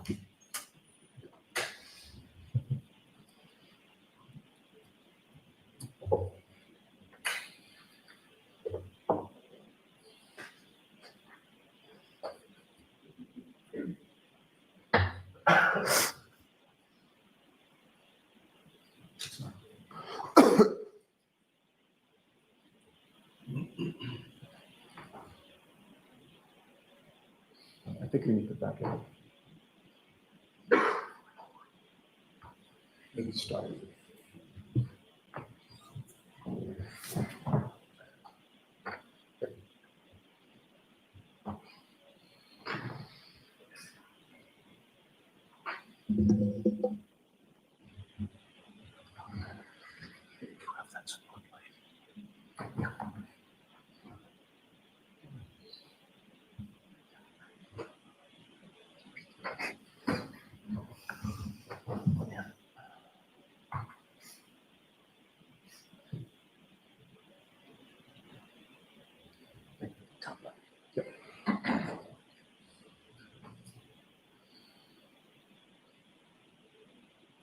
If we could pause it for a second, please.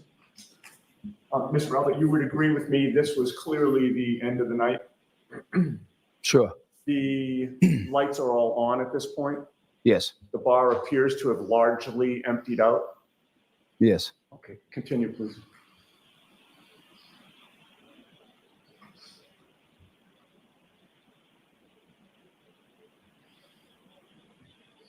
Pause it.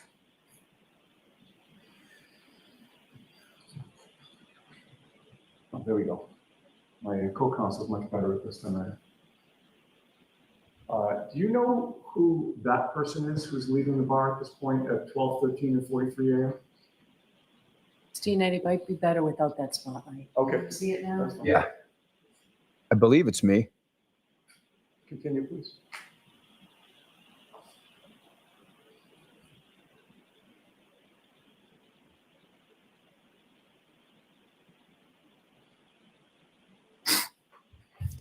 Okay.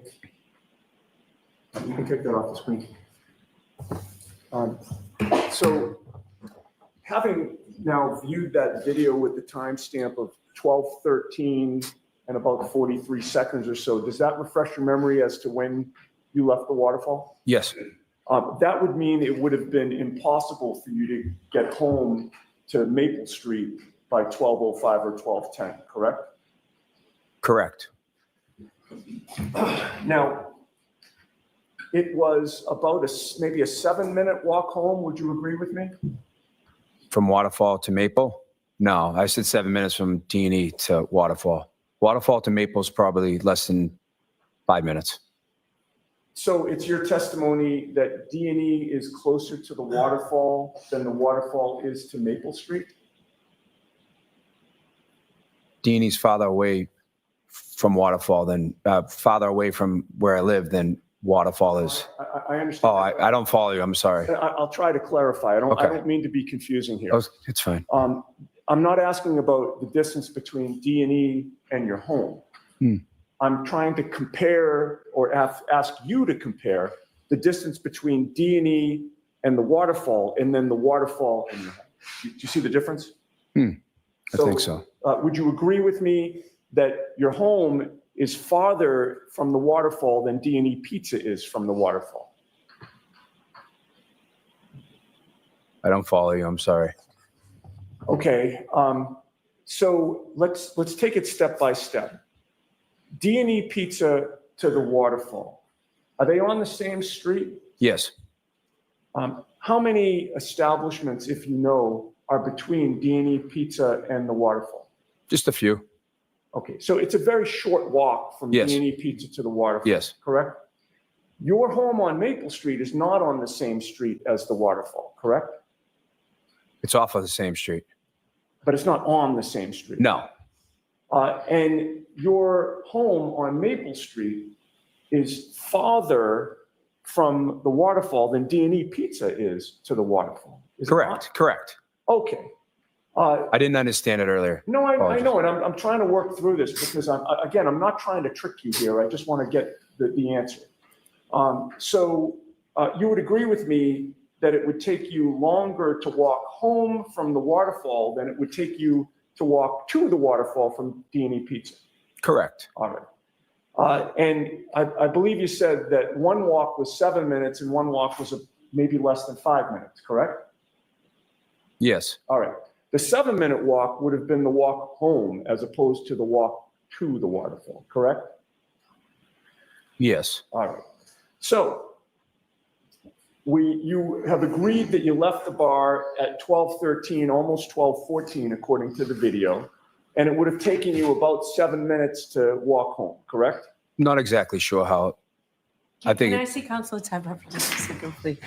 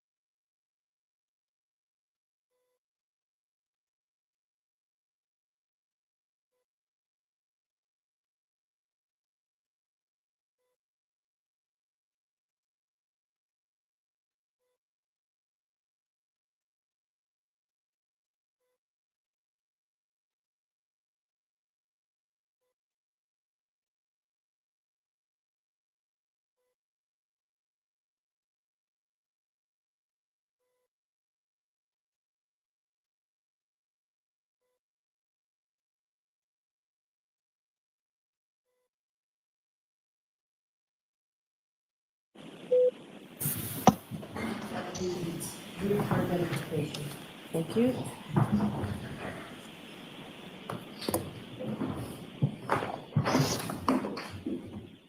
It's been pointed out to me that I think we're not making the connection here, and I think it might be my fault. With regard to the timing of how long it took you to go home, I believe your best estimate is about 5 minutes? Is that your testimony? And when I say home, I'm not talking about from D&E Pizza. I'm talking about that early morning when you're at the waterfall. I understand, yeah. I'd say around 5 minutes, I think, from the waterfall to Maple Street. Fair enough. So now if you're leaving the bar at like close to, 12:14, as indicated on the video, you're getting home somewhere around 12:19, 12:20, correct? Roughly, yeah. And what were you wearing that night? Blue jeans, sneakers, I think, and a sweatshirt, Okay. And it had started to snow by that point. a little bit. So the ground was a little bit either slushy or wet. Not slushy, but could have been wet. Could have been wet. And the snow had not yet started to accumulate, or had it? It didn't start. No. All right. So you're walking home, but it was cold, correct? Correct. And would you agree that in the best case scenario, you might have had a little bit more clothing on for that cold walk home? I think I had a sweatshirt on. Right, but you could have used something else, right? Oh, probably. In light of the weather?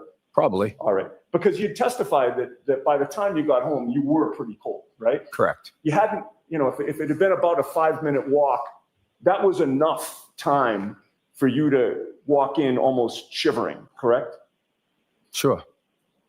And given that there was precipitation, the snow had started, the sweatshirt would absorb the moisture as opposed to repel it, correct? Sure. And so you were wet as well when you walked in, right? Sure. And by that point in time, you were tired, correct? I don't remember if I was tired, but Okay, I don't remember if I was tired at that point. okay. You had worked all day Correct. till late in the day, actually into the evening, correct? Correct.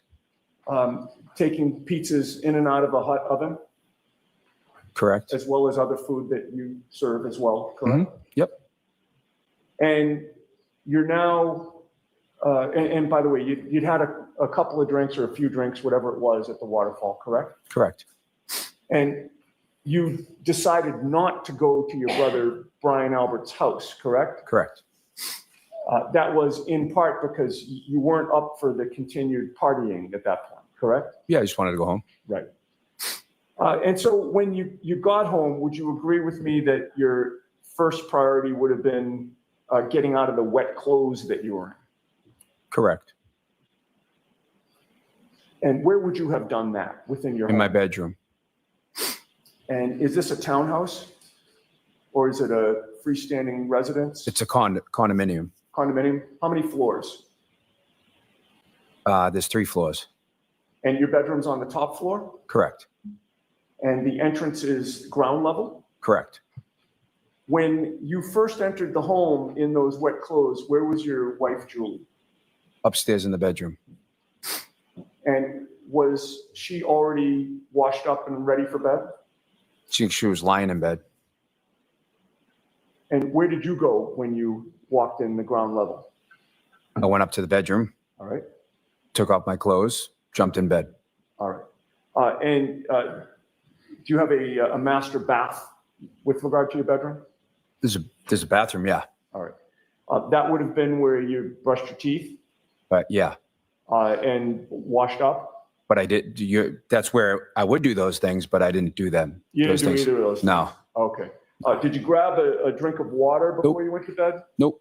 All right, so you essentially came home, and I think we agreed it was around 12:20 or so, give or take a minute. Roughly. And you made a beeline for your bedroom. Correct. Did you fall asleep shortly thereafter?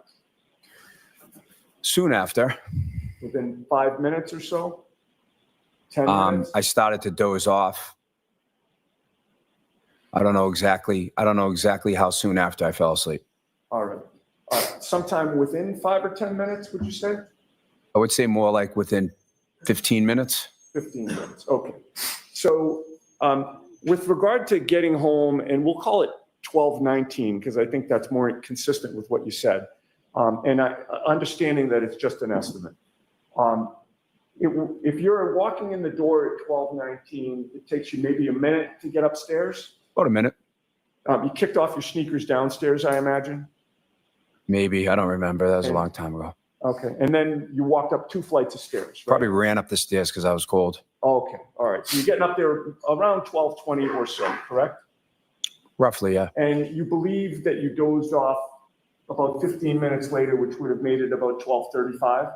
Somewhere around there. Now, when you came home, you would agree with me that your son, Colin Albert, was not home, correct? Not when I first got home. And in fact, I think your testimony was that 10 minutes after you got home, he opened the bedroom door? I think that's what I said, yeah. Do you want to stick with that? I'm just trying to recollect what I, thinking it over. So obviously it was a little bit longer. Because you actually woke up when he opened the bedroom door, correct? I don't think so.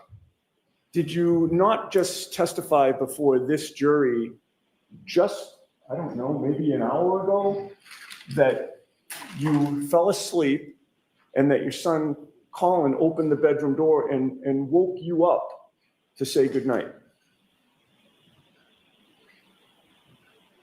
Yeah, I guess that's what I said. Okay. And when you testified to that on direct examination, that was when Mr. Lally was asking you questions, correct? Correct. And you knew that you were under oath at that time, correct? Correct. And you were trying to be as accurate as possible, correct? Trying to be correct. All right. So in terms of the timing of this, assuming that he opened the bedroom door after you already fell asleep, if you're getting home upstairs to your bedroom around 12:20 and it takes you 15 minutes to go to bed, and that's around 12:35, then sometime after you're asleep, after 12:35, that's when Colin opens the bedroom door, correct? I don't remember exactly. Well, it's difficult for you to remember how long you'd been asleep for when Colin opened the bedroom door, correct? Correct. You don't know if it was 5 minutes, 10 minutes, or longer, correct? I don't know exactly. Right. But it was sometime after you fell asleep. To the best of my recollection. Now, with regard to your son, Colin, he obviously lived in the same neighborhood as John O'Keefe, because that's where your family lived, correct? Correct. And back in 2022, Colin Albert was 17 years old? Correct. Part of the year. And you knew that, like most teenagers, Colin drank alcohol with his buddies, correct? Correct. Can you explain for the jury who or what is Nebercracker? What is Nebercracker? Yes, Like the character? that's what I'm asking. It's a character in a cartoon called Monster House. And would you agree with me that Nebercracker in the movie Monster House was this kind of old curmudgeon who didn't want anybody on his lawn, correct? The character, yes. He was the get off my lawn guy, correct? In the movie, yeah. What was your nickname and your wife Julie's nickname for John O'Keefe? Mr. Nebercracker. All right. And your wife Julie actually had John O'Keefe plugged into his contacts as Nebercracker, correct? Correct. In fact, you were there one time when Julie showed Karen Reed, her phone to show how John O'Keefe was plugged in as Nebercracker, correct? I believe so. And this whole nickname started because of a conflict that Colin Albert had with John O'Keefe. Not correct. John O'Keefe complained to you about things that Colin was doing. Not correct. He would tell you that Colin used to throw beer cans or beer bottles in his bushes, correct? Objection, Your Honor. So you can answer that. What's your answer to that? That is not correct. John O'Keefe told you that Colin used to flip him off, correct? Not correct. And say F you to him. Never. Colin used to cut through his yard. Nope, that was Dylan. You knew that John didn't like people cutting through his yard, correct? No, I don't know that to be true. Okay. So is it your testimony that John O'Keefe invited kids to cut through his lawn all the time? I don't understand. Is that a question? It was a question. I guess let me withdraw that and ask this. If John O'Keefe is never cracked, and he's the get off your lawn guy, are you denying that he doesn't like people cutting through his lawn? Do you want me to, can I explain? I just asked for an answer to my question. Mr. Lally will get up after I'm done, and I'm sure you can explain whatever you want. So no, he's not no. All right. Well, you would agree with me that there was a time when John O'Keefe was not home that you and your wife, Julie, went to his house That is correct. and you entered onto his property, correct? On his front property, yes. And you had drinks in your hand. Correct. And you thought it would be funny to have a photo taken of you and your wife with drinks in your hand on his property, correct? Correct. And you knew it would be funny because you knew it would annoy him, correct? Objection, Your Honor. Oh, you can go ahead. Can you answer that? Yeah, he was actually asking us to watch his house while he was away. Right, but that doesn't answer my question, which was he didn't ask you to go onto his property with drinks in your hand and take a photo, correct? He asked us to watch his property. Okay, but again, in answer to my question, the answer is no, he did not ask us to go on his property and take pictures of ourselves with drinks in our hand, correct? Yeah, he didn't ask me to send him a photo. And you would agree with me that Nevercracker wouldn't like a photo of somebody on his lawn with drinks in their hands, correct? The cartoon character, Nevercracker? Yes. Objection, Your Honor. Sustain. Next question, please, Yes. Ms. Giannetti. I have the photo.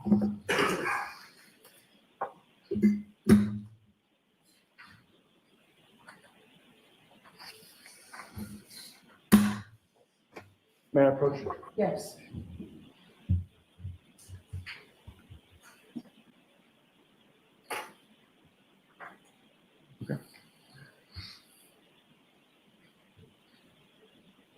Mr. Albert, I place two photographs before you. If you could take a look at those and tell the jury if you recognize what they depict. I do. What do those photos depict? It's me and my wife straddling John's fence. We're giving a thumbs up in one of them and a smile in another one. Okay. And you say John's fence, so that's actually on John's property, correct? Part of it is, yeah. I mean, I don't know what the easement is from the street to the fence as ownership goes, but yeah. All right. I know the town owns a certain portion of it. Would you agree with me that that photo was taken in April of 2021? I'm not sure when it was taken, but if that's what you have for a date, then it's fine. Okay. Who took that picture?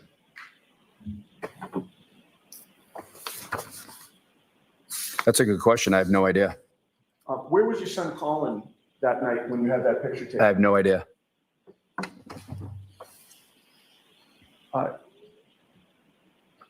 Would you agree with me that you texted those photos or somebody texted those photos, whether it was you or your wife Julie, to John O'Keefe? Absolutely. And offer those a fair and accurate representation of the photos that you took? Yeah. All right. I would offer those, Your Honor. All right, any objection?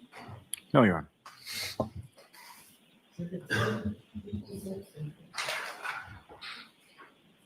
And with the court's permission, may they be published for the jury? Okay.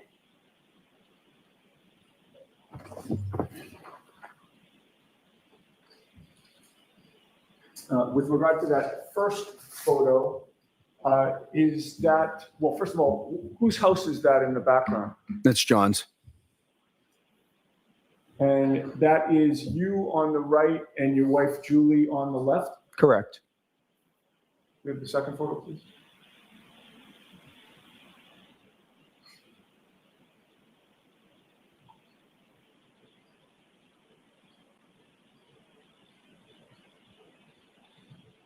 Okay.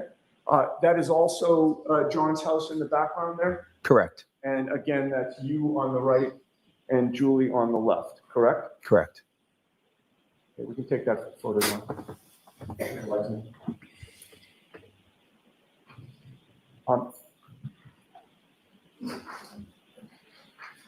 Now, would you agree with me that those photos give some context to the text that you sent him on January 28th when you were trying to get him to come out and you threatened to, quote, fuck up his lawn if he didn't come out that night?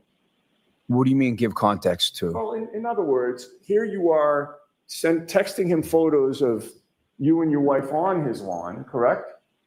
Yes. And that's a common theme that explains the January 28th text where you were threatening to fuck up his lawn, correct? Objection, Your Honor.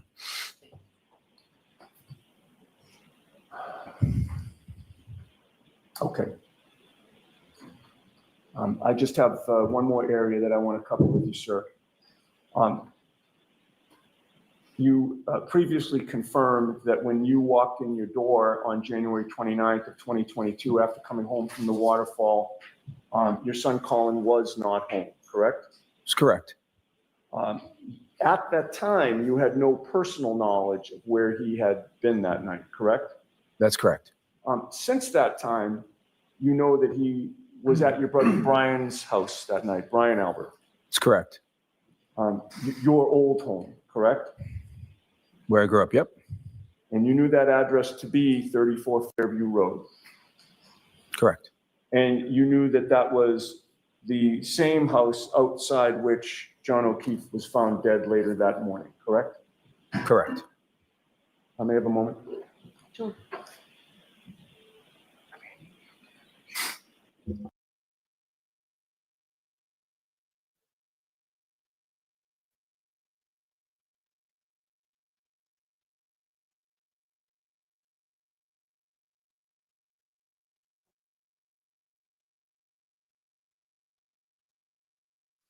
Just one other question, sir. When you spoke to Trooper Proctor on February 10th of 2022, you would agree with me that you never mentioned that Colin Albert was at your brother Brian's house that night, correct? Objection, Your Honor. Oh, I don't remember. No further Right. questions. thank you. Brief redirect. Yes, Your Honor. Go ahead. Thank you, Your Honor.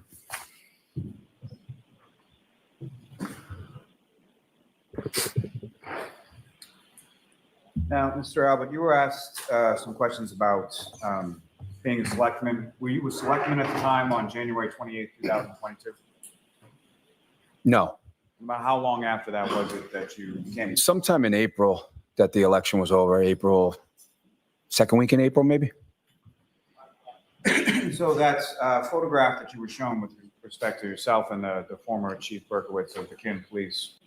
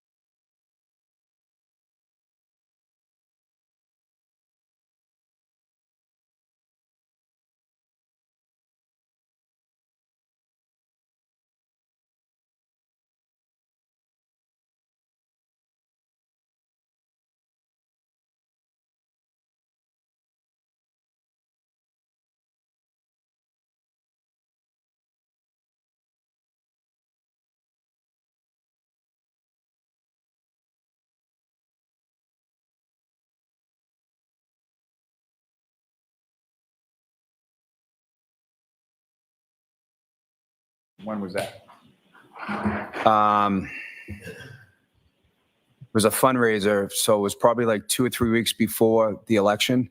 So January, February, March something, end of March maybe? So well after January 28th, 2022.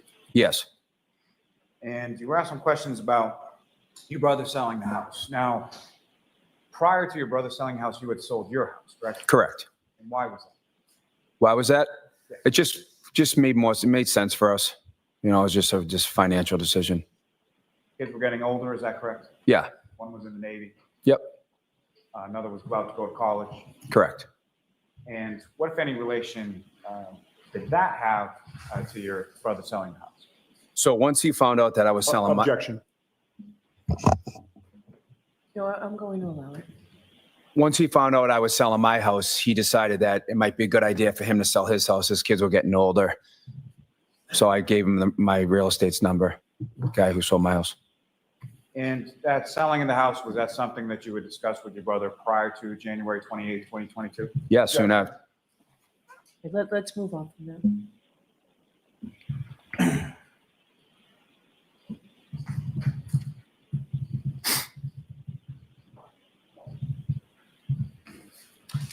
Now, with regards,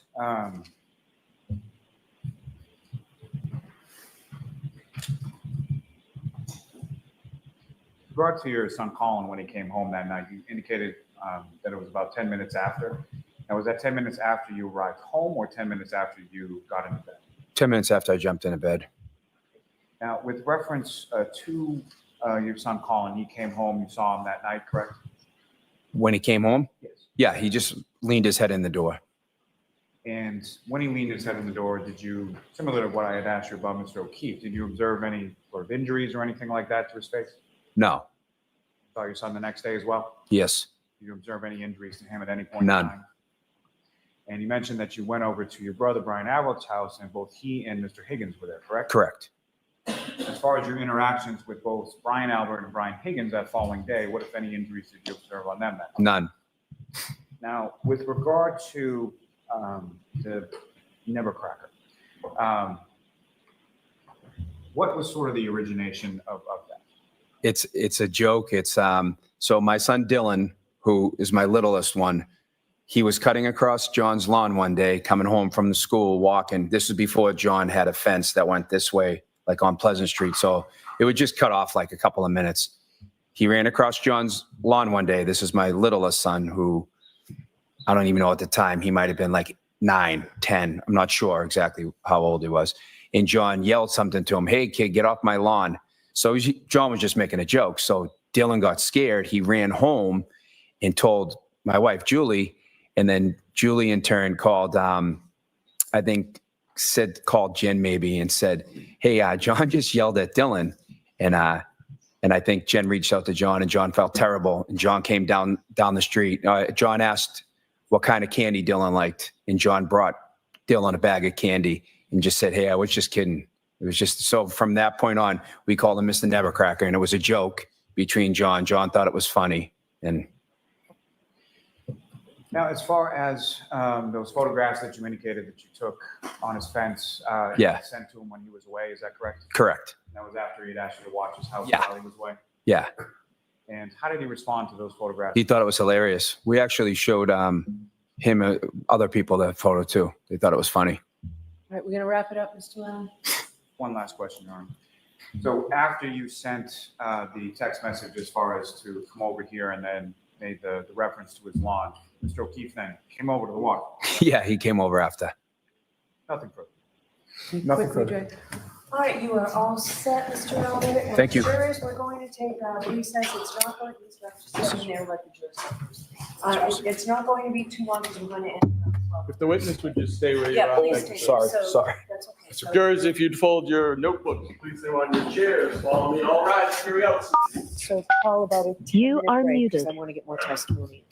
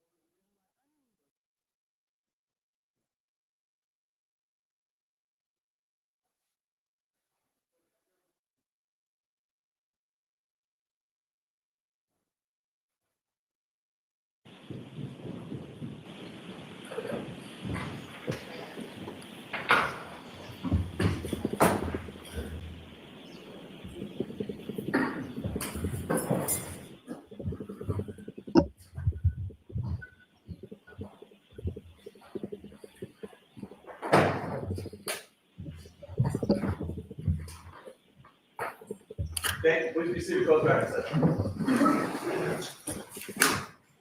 All right, Mr. Lally, your next witness, please. May we approach before the next witness is called, Your Honor? Okay.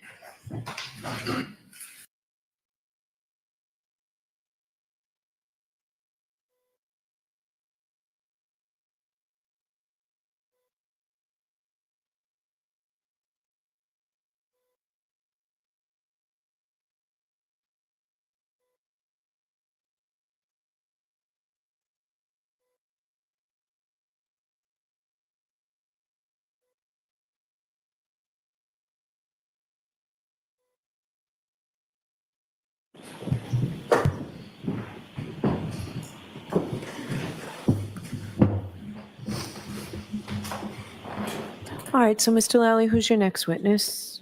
Call Ms. Julie Albert to the stand. Okay.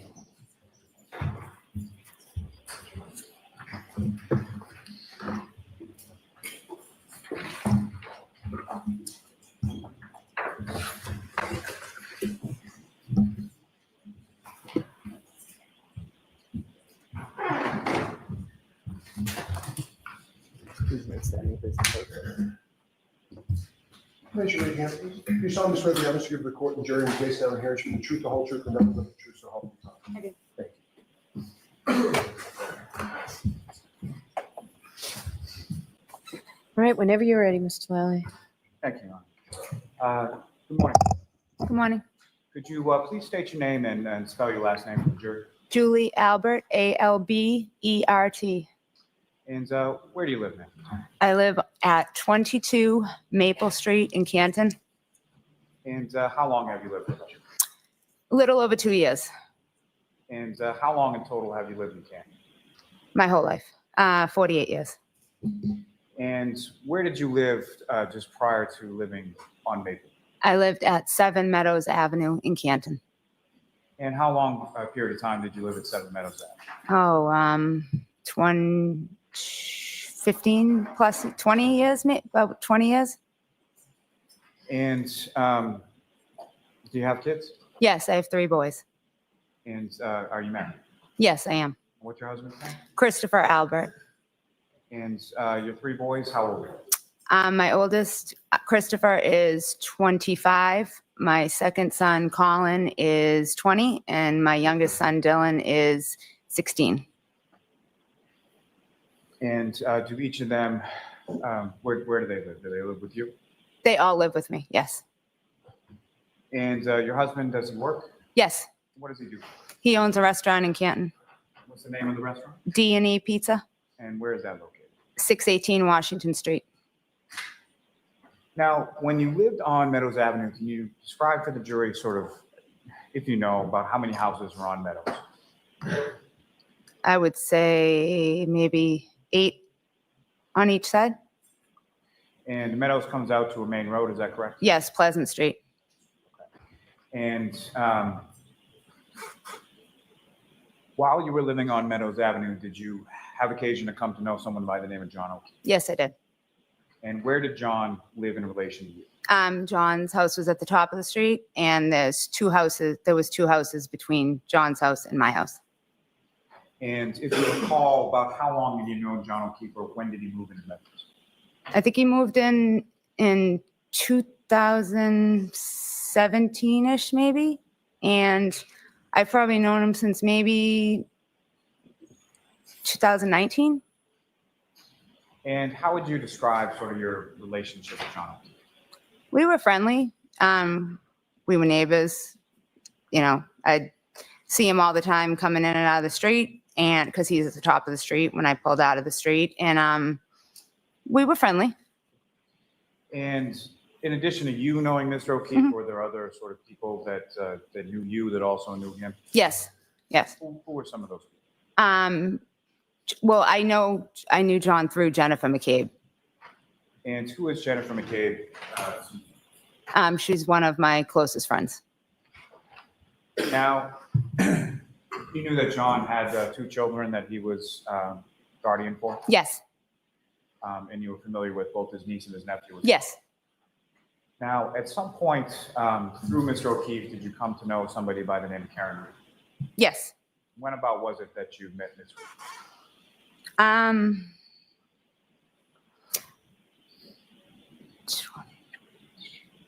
Maybe in like 2021, like, pulling in and out of the street if they were outside, if, a couple times out socially, probably in 2021, I would say.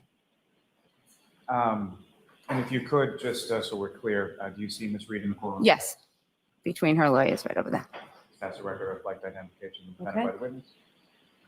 Now, on some social occasions that you were talking about, when you would see them out, would you have occasion to socially interact with Mr. O'Keefe and Ms. Reed? Yes. Is that something that like you and your husband did together, or was it more of a group setting type? No, a group setting. And with reference to, did you have occasions where you would socially hang out or interact with Mr. O'Keefe in which Ms. Reed wasn't there? I can only honestly remember one time, and that was, I don't even know if they were together at the time.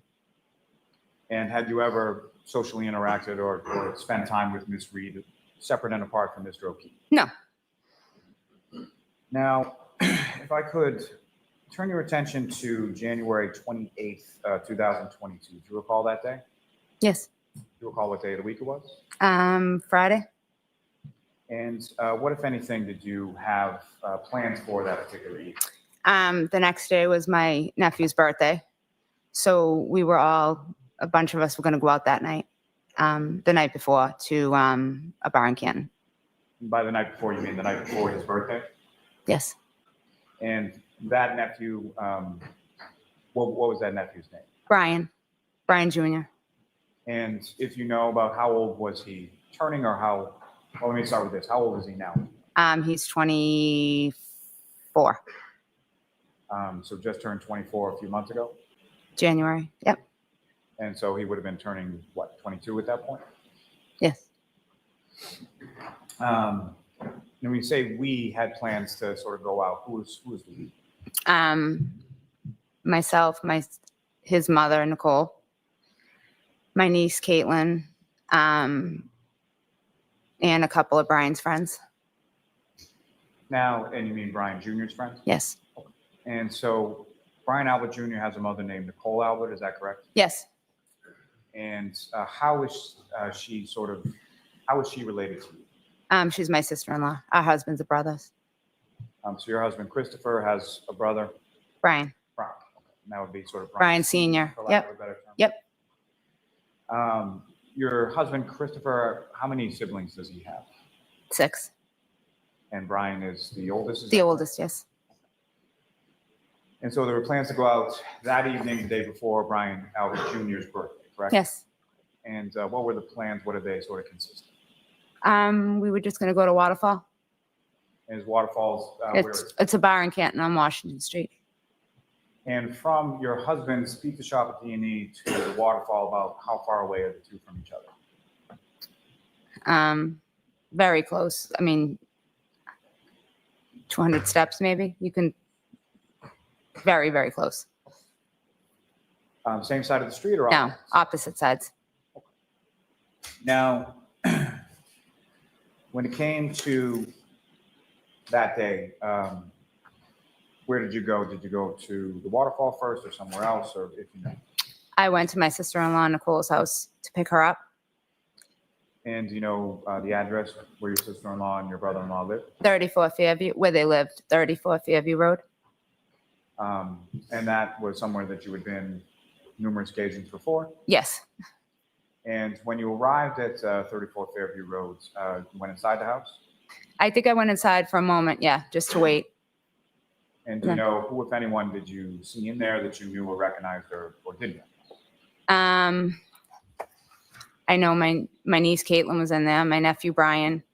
I don't recall. I don't recall who else was in there.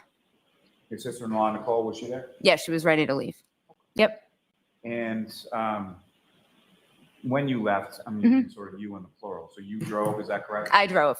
Yep. And who, if anyone, went along with you in your car? Nicole, my sister-in-law, and Caitlin, my niece. And Brian did not end up coming with us. And so your nephew Brian, for whom you had initially made the plans to go out Yep. to celebrate, didn't end up coming. Correct. And why was that? If you knew? I don't think he was feeling up to it. And if you know, about what time was it that you picked your sister-in-law and your niece up and then went to waterfall? I don't remember exactly, but I would probably say between maybe 7:30 and 8, 7:30, like around 7:30 maybe. And you arrive at the waterfall, you go in. If you could just explain for the jury sort of when you walk into the door of the waterfall, where was it that the three of you went? When you walk into the door, there's a couple high top tables, long high top tables in front of you. And we just sat down at a high top table right when you walk through the door. Now, from your experience either that evening or prior evenings, on certain nights, does the waterfall have any kind of sort of entertainment? Yeah, they always have, every week's different. They have bands. And from your recollection, was there a band there that night? Yes, there was.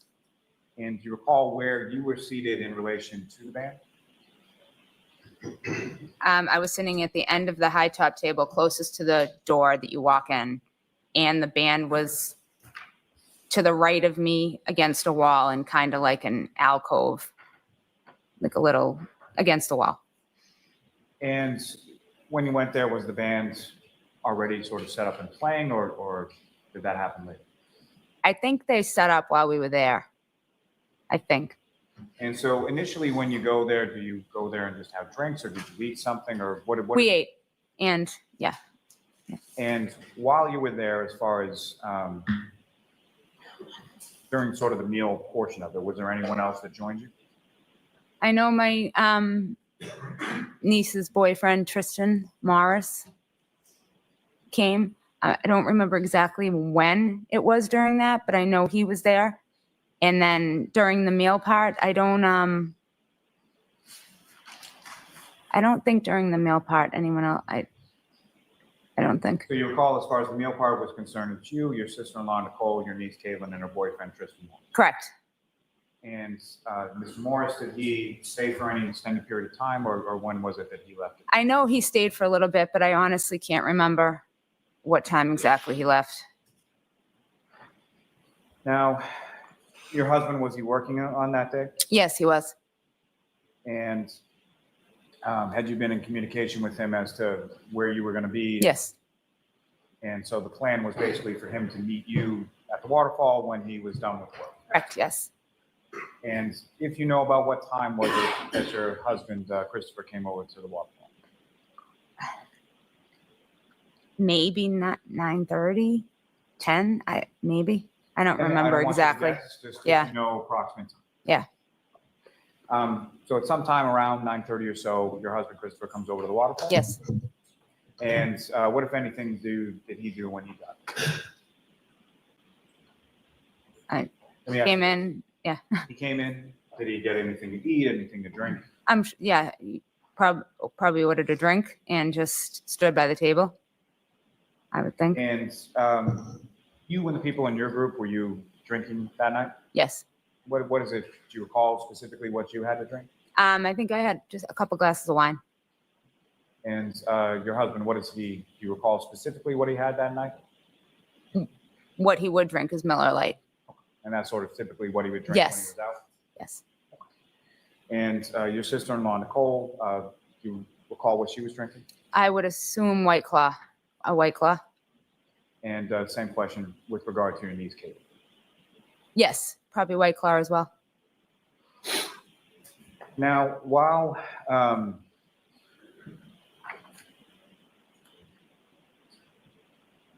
you were there, who, if any, so after your husband came in, who, if anyone else, sort of came in and joined the group that you were with? My brother-in-law, Brian Albert, and his friend, Brian Higgins. And obviously, you know your brother-in-law, Brian Albert, correct? Mhm. And Is that yes? you know, Yes. thank you. You just have to answer obviously. So, did you know Mr. Higgins as well? Yes. And how did you know Mr. Higgins? I just know him from being friends with my brother-in-law. So you knew him just sort of through your brother-in-law, Brian, is that correct? Yeah. Yes. And Do you know when they arrived in relation to when your husband Christopher arrived? I don't recall. But some point after, correct? Yes. Then after they arrived, who, if anyone else, do you recall sort of arriving and joining in your group? Jennifer McCabe and Matt McCabe. And there was a couple, I don't even know their name, Colakitis.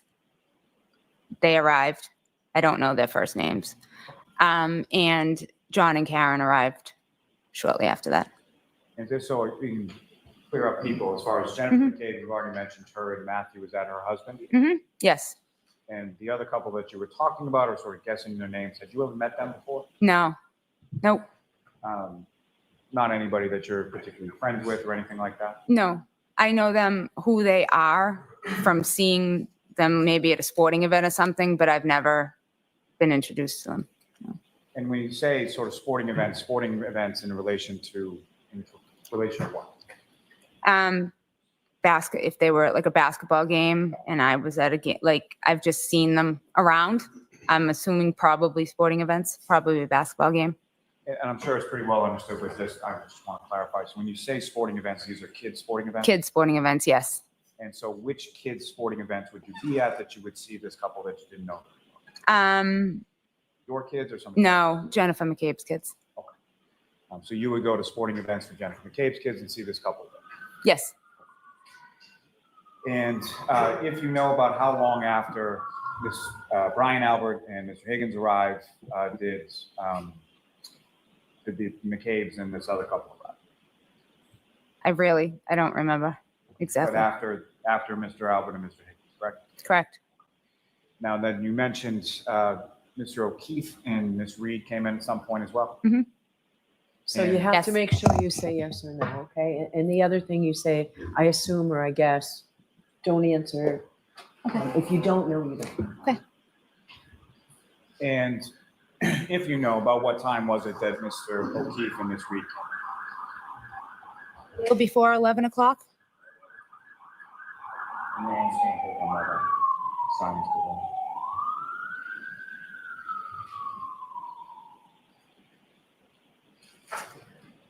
Okay. And with reference to when Mr. O'Keefe and the defendant, Ms. Reed, came into the waterfall, where were you in relation to sort of the high top table that you were describing? I was at the top of the high top table closest to the door. And when they came in, where did Mr. O'Keefe and the defendant go? John walked in and said hello and kept on walking, I think, to the bar. And Karen came in and stopped at the table to talk for a minute. And during the time that she stopped at the table to talk for a minute, what, if anything, did she do? She opened her jacket and had a glass and pulled the glass out and started drinking the drink. And as far as the drink in the glass, what, if anything, did you observe as far as color or anything like that? Clear. And the glass that she had, could you see, so the clear liquid inside it, how much of the glass was full of that? I don't recall. And she placed it on the table, is that correct? Yes. And what was your reaction to that? I think I laughed and said, made a comment like, you're crazy or something, just because she walked in with the glass.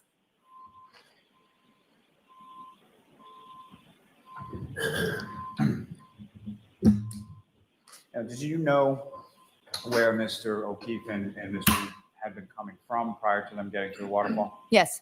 And where were they coming from? CF McCarthy's. You're familiar with that establishment as well? Yes. And where is that in relation to the waterfall?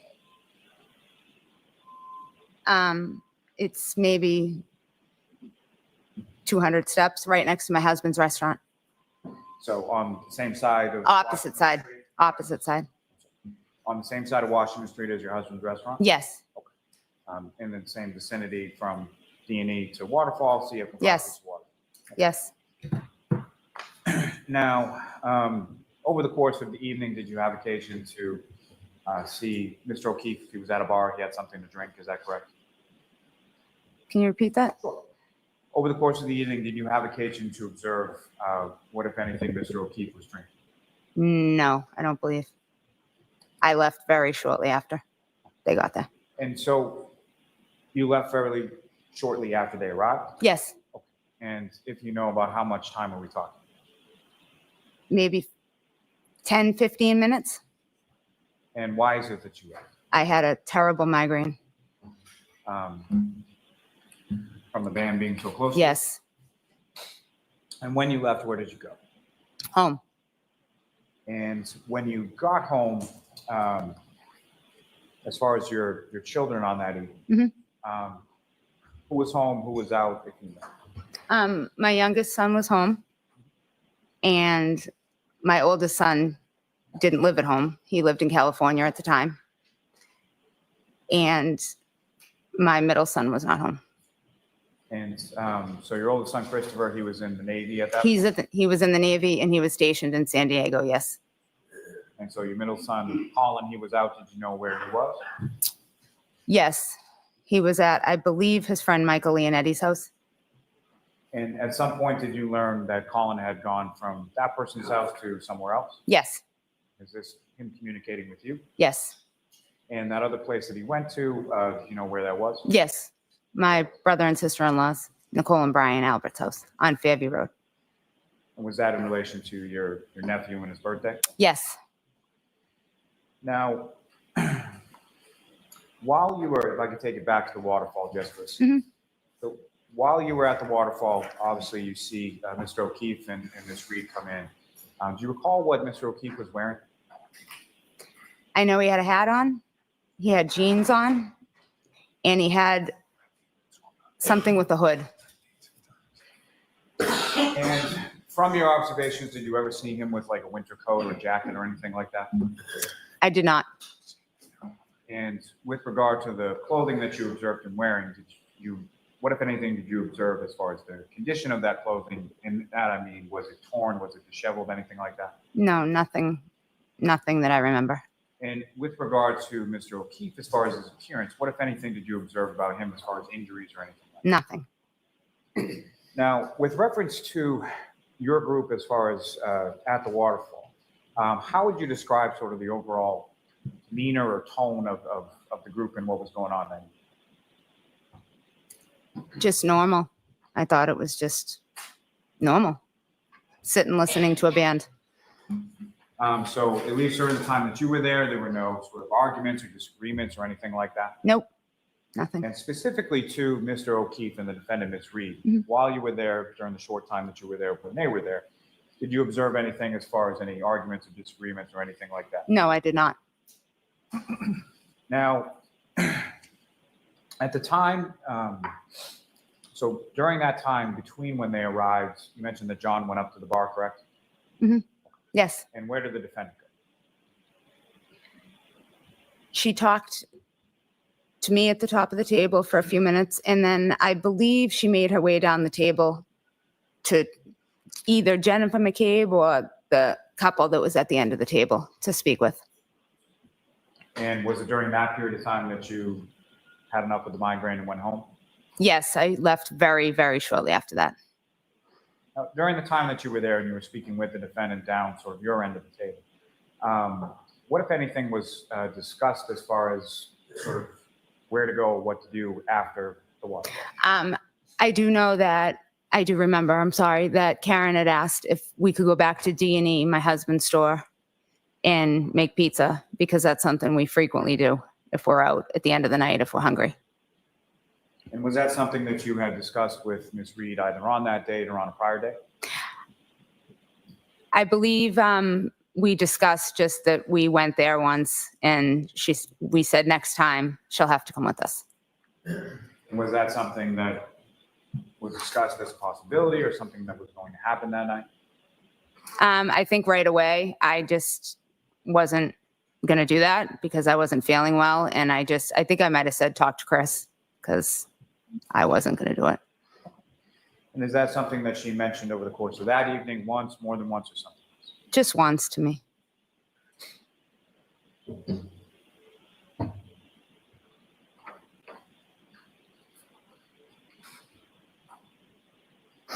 So when you get home, at some point, the rest of your family came home at some point in the evening, correct? Yes, And who came home first? Your husband, Christopher, or your son, Colin? my husband. You know about what time that was? I want to say about after 12, maybe 12:10, around there. So sometime around 12:10? Sometime around 12:10, yes. And what, if anything, do you recall specifically about when your husband, Christopher, came home? He came upstairs to my room. He was shivering because it was cold out. And he immediately went to the bathroom, got undressed, and got into bed. And your son, Colin, have you been in communication with Yes. him over the evening? Yes. And about how long was it after your husband came home that your son, Colin? 10 to 15 minutes. And were you essentially waiting up for him? Oh, yes. Yep. Is that sort of common practice? Yes. I do not go to bed until my kids are home. And is there another common practice as far as when your kids come home, where do they go when they first come in?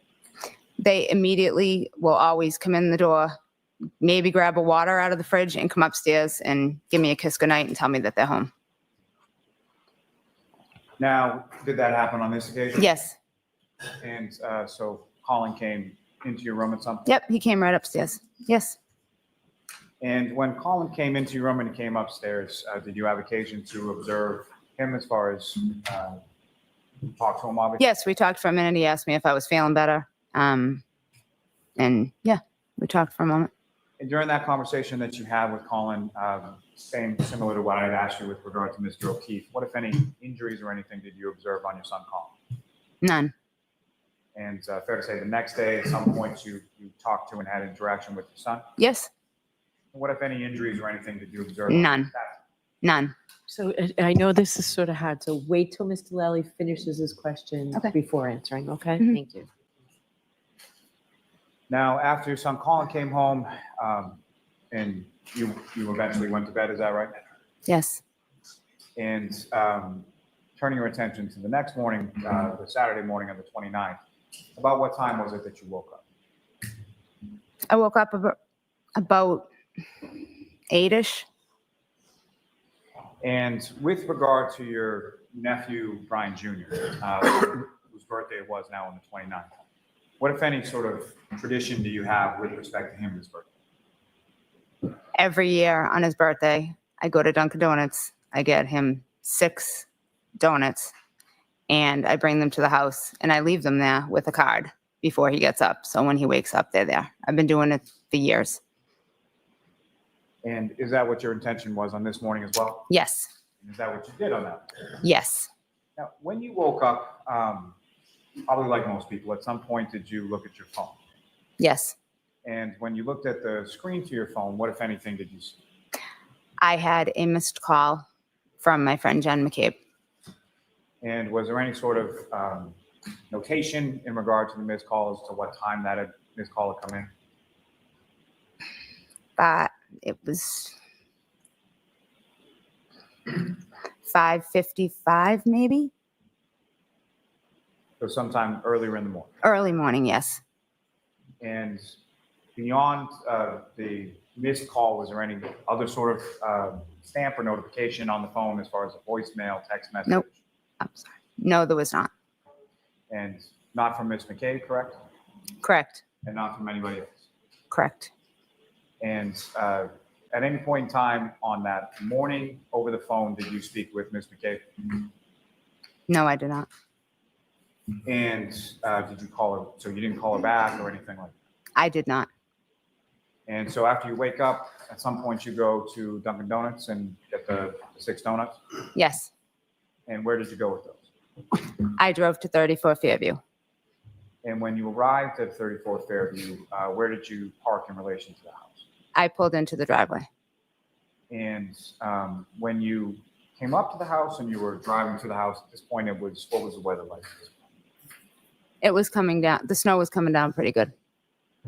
And with reference to the house, what, if anything, did you notice out of the ordinary with regard to the house or the street or anything else? Jennifer McCabe's car was in the driveway. And as far as any other vehicles on the street or anything like that, what was going on at that point? I don't recall. I don't, Nothing you can recall? no. About what time was this that you got there? 8:30, 9 o'clock, 8:30, around that. And when you get there, you pull in the driveway, what did you do? I opened my car door. I got out to walk to the car in front of me to leave the donuts and card inside my nephew Brian's car. And Brian Albert came to the door. Brian Albert Sr. came to the door, and he told me to come in, asked me to come in for a second. And I said that I didn't need to. And he said, I'm just leaving this gift for Brian Jr. And he said, no, just come in for a second. So I went into the house. And when you walk into 34 Fairview Road on that morning, who, if anyone else was there? Nicole Albert, Brian Albert, Brian Higgins, Jennifer McCabe, and Matt McCabe And where were they in relation to the house? in the kitchen. And what, if anything, did they tell you at that time? When I first walked in, nothing. Everyone was just sitting there, and I was looking around, and everyone was visibly upset. And I asked, what's going on? And another maybe 30 seconds went by, and Jen said, something's happened to John. And I said, John, she said, John O'Keefe. And I said, is he okay? Objection. No, I'm going to allow it. I said, is he okay? And she said, we don't know. And that was that. And after hearing that information, how long were you at your brother and sister-in-law's house that night? Probably about half hour, 45 minutes, maybe. And where did you go from there? I went home to wake my husband up to let him know what had happened. And at some point after you go home and wake up your husband, where did you and your husband go? We went back to third. I woke up my husband, told him what had happened, and we went back to Fairview. And so the second time that you had gone back to Fairview, how long a period of time were you there that? I would say probably half hour, not long. And then after that half hour or so, where'd you go after that? Back home to my house. Now, during either of those occasions when you were at 34 Fairview Road on the morning of the 29th, you had occasion to talk and observe Brian Albert Sr., correct? Yes. And similar to the questions that I asked you with regard to Mr. O'Keefe and your son Colin, what, if any, injuries or anything out of place did you note with respect to Brian Albert Sr.? Nothing that I saw. And, same question with respect to Mr. Higgins, as far as you made observations and spoke at least in the same room as him on that morning? Yes. And what, if anything, did you observe as far as injuries or anything else on Mr. Higgins? Nothing.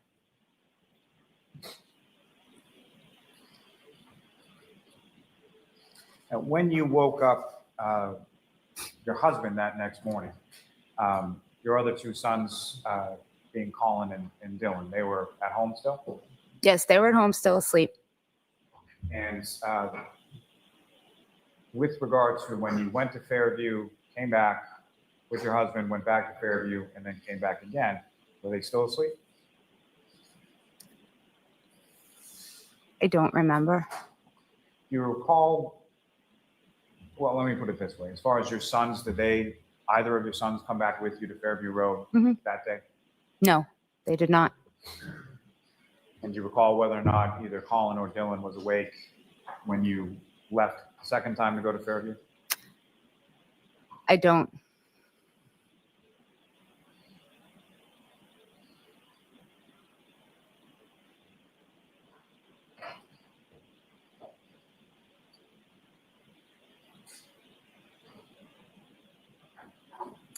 At some point, a few days after this, did you have occasion to meet with a couple troopers from the state police?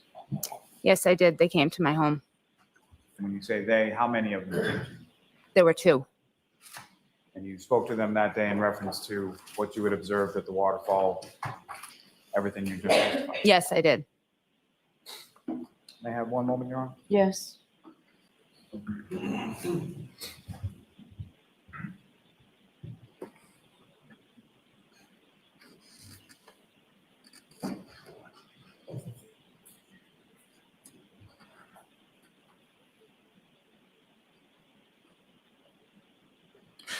Just one last question.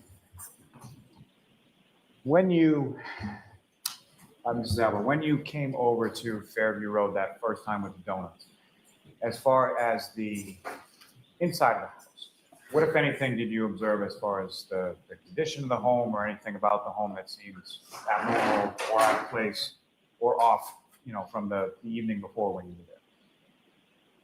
Nothing. I have nothing further for this witness, Your Honor. Okay, Ms. Giannetti? Thank you.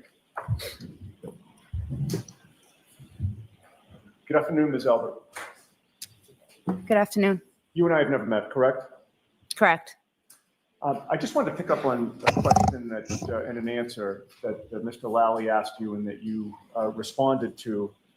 He had just asked you whether or not a few days later you spoke with a couple of state troopers. Do you recall that question? Yes. And your answer was yes? Yes. You would agree with me that it was more than just a few days later, correct? I It don't was recall. February 10th of 2022 that two state troopers came to speak with you and your husband, Chris, correct? Correct. And so we're talking about 13 days later, almost 2 weeks later, correct? If that was the date, yes, correct. Prior to February 10th, no investigator from this case bothered to talk to you or your husband, correct? Correct. Now, in terms of the two investigators who did come, you knew one of them quite well, did you not? I knew them. I wouldn't say quite well, but I knew them. Okay, and when you say you knew them, Him. I'm sorry, him. okay. And who was it that you knew? Michael Proctor.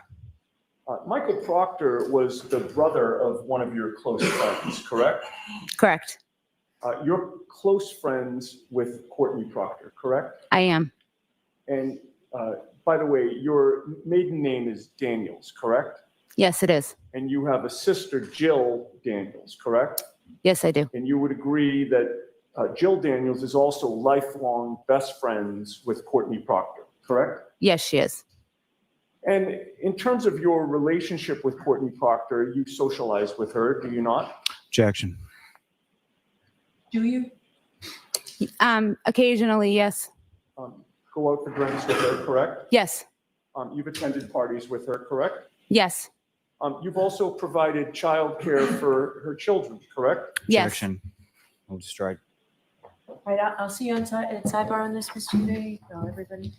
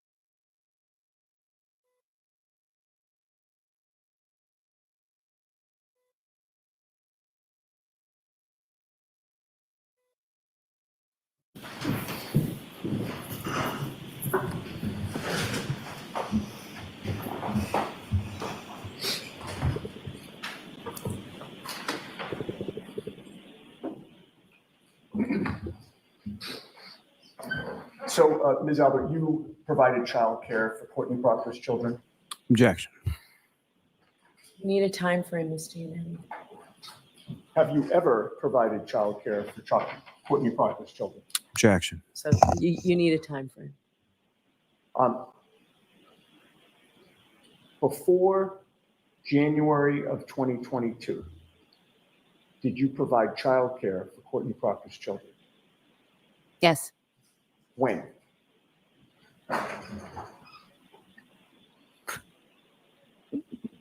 twenty nineteen.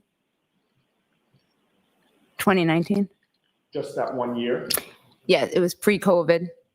And then when COVID happened and everything shut down, I wasn't helping her any longer. Okay. And then occasionally after, I would help just on an as needed basis Okay. after COVID.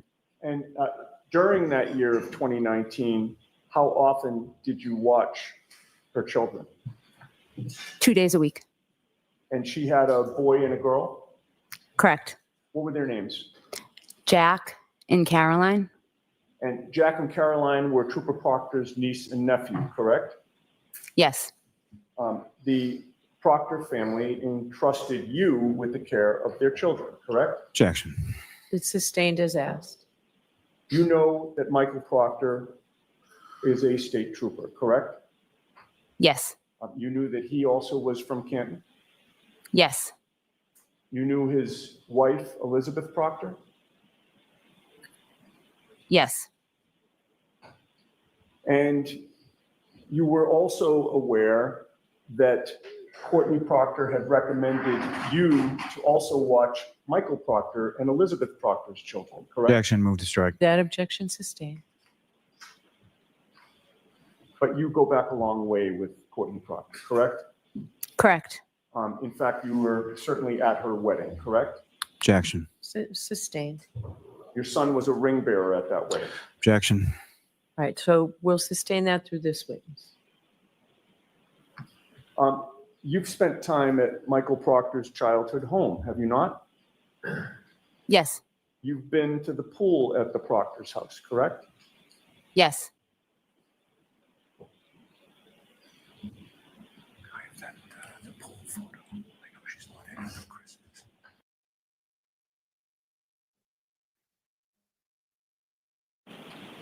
May we approach?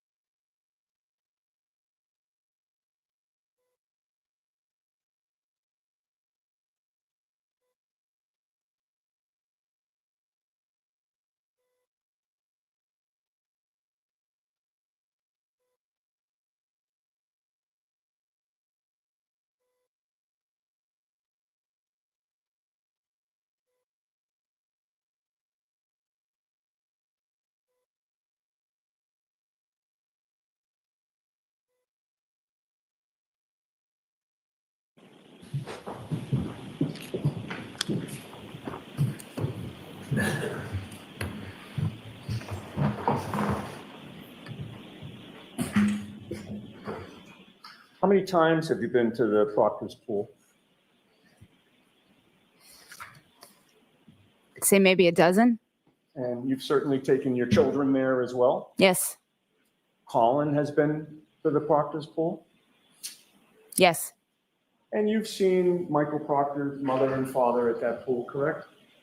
Yes. You've seen Courtney Proctor and her husband at that pool, correct? Yes. You are very close with Courtney Proctor, correct? How would you define very? Well, I guess I'd ask you to define very close. Do you deny that you were very close with Courtney Proctor? No, what? Objection, Your Honor. No, go ahead, next question. You got your answer. I didn't hear the answer. Go ahead, repeat that. Do you deny that you were very close with Courtney Proctor? No. Okay. You talk regularly, correct? Yes. You text each other, correct? Yes. You also talk by phone. Very rarely. Is it fair to, did you say very rarely you talk to Phone. Courtney Proctor by phone? Usually it's text. But do you stand by that testimony that you talk to Courtney Proctor very rarely by phone? Do we have a time frame? Do you mean now or do you mean then? Let me ask you this. Between February 1st of 2022 and September 6th of 2022, did you only speak rarely with Courtney Proctor? I don't recall. Were you using Courtney Proctor as an intermediary to communicate with Michael Proctor about this case? Objection. I'll allow it. No, I was not. Are you aware that between February 1st of 2022 and September 6th of 2022, you and Courtney Proctor spoke by phone 67 times? Objection. Were you aware of that? No, I don't know the exact count. Do you deny that you spoke 67 times? I don't deny it, but I don't recall the exact amount of times. Okay, so you don't deny that you spoke 67 times. You still want to maintain your testimony that you only talked very rarely with Courtney Proctor during that time period. I just don't remember the exact amount of times. Well, you know that my client, Karen Reed, was arrested in connection with this case on February 1st of 2022. Do you not? I do. You spoke to Courtney Proctor that date for 12 minutes by phone, correct? I don't recall exactly. I don't remember exactly.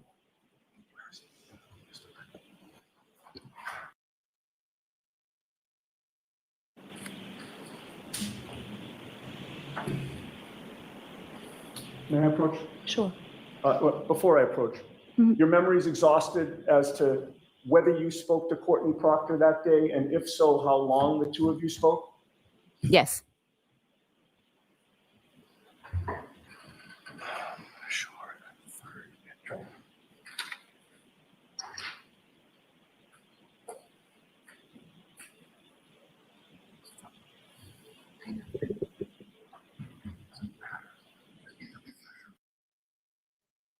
I mean, Sure. I'm showing you a document with a number of, Just show it to her. right, no, I just wanted to point out which one that I'm pointing out. So the third, I was thinking a number of lines. The third line down, if you would take a look at that specific date and time and see if that refreshes your memory about whether and how long you spoke to Courtney Proctor on February 1st, 2022. Can you see that or do you need glasses? No, I can see it. I do have a pair of readers that I need as well, if you need to borrow them. Yes, if I could. Of course. Thank you. I And, left mine downstairs. I just got these and it's like. the Mr. middle- Yannetti, just bring them up, Sorry. please. It took me a while to figure them out, but anyway. Thank you. I that's just- appreciate it.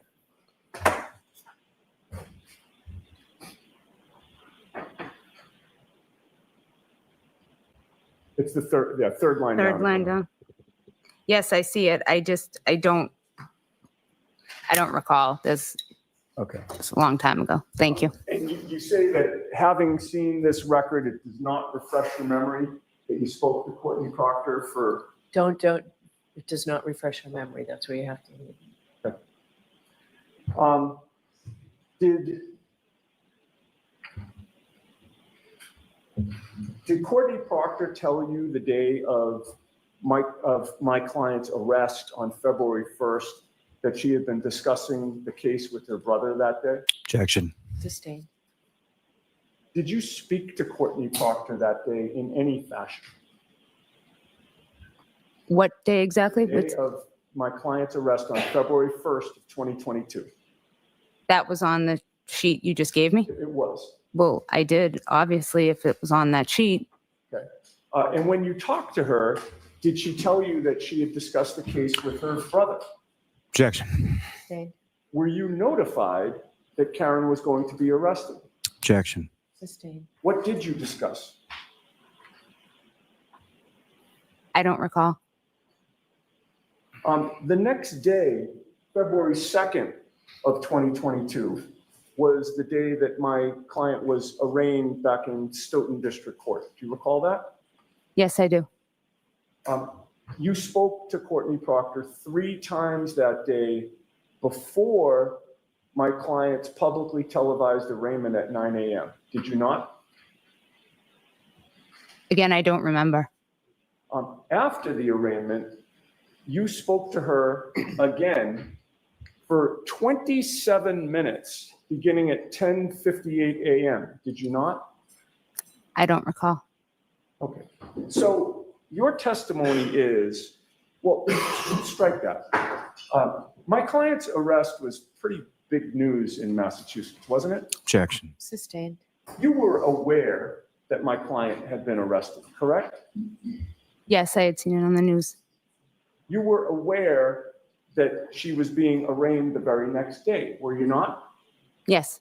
This case involved your family, did it not? How do you mean it? Well, you knew that John O'Keefe was found dead on your brother-in-law, Brian Albert's lawn, correct? Correct.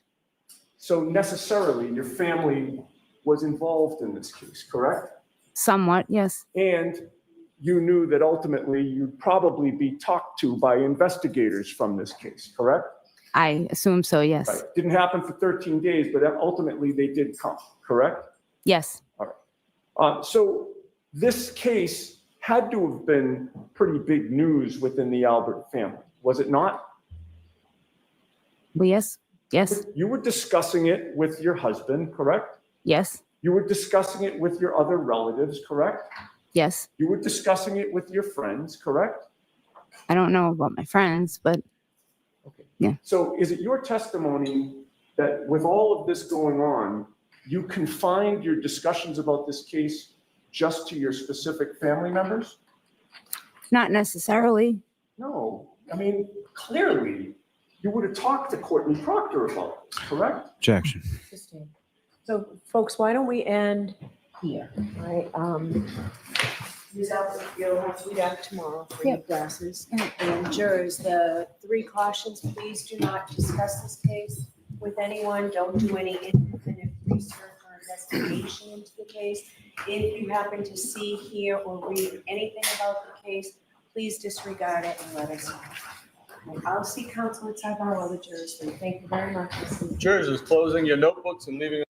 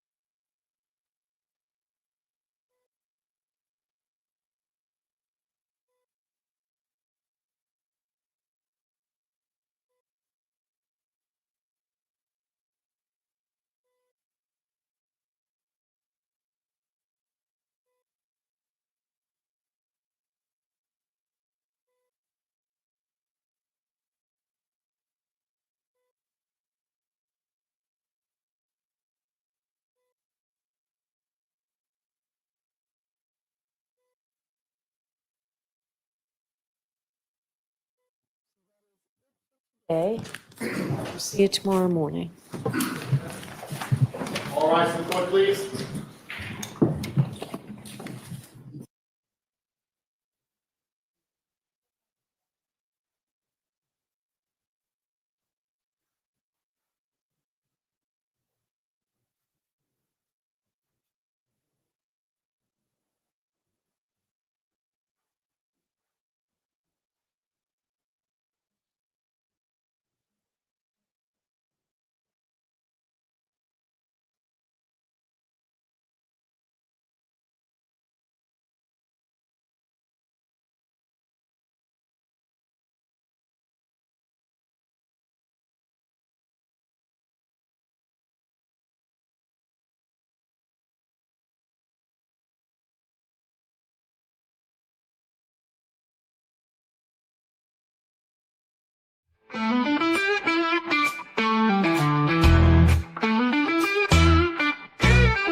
Hey there, thanks for stopping in. We hope you will join us again. We all look forward to next time. We get to talk about true crime. Clues. Justice served in an honest fight. True crime tales till the verdict's right.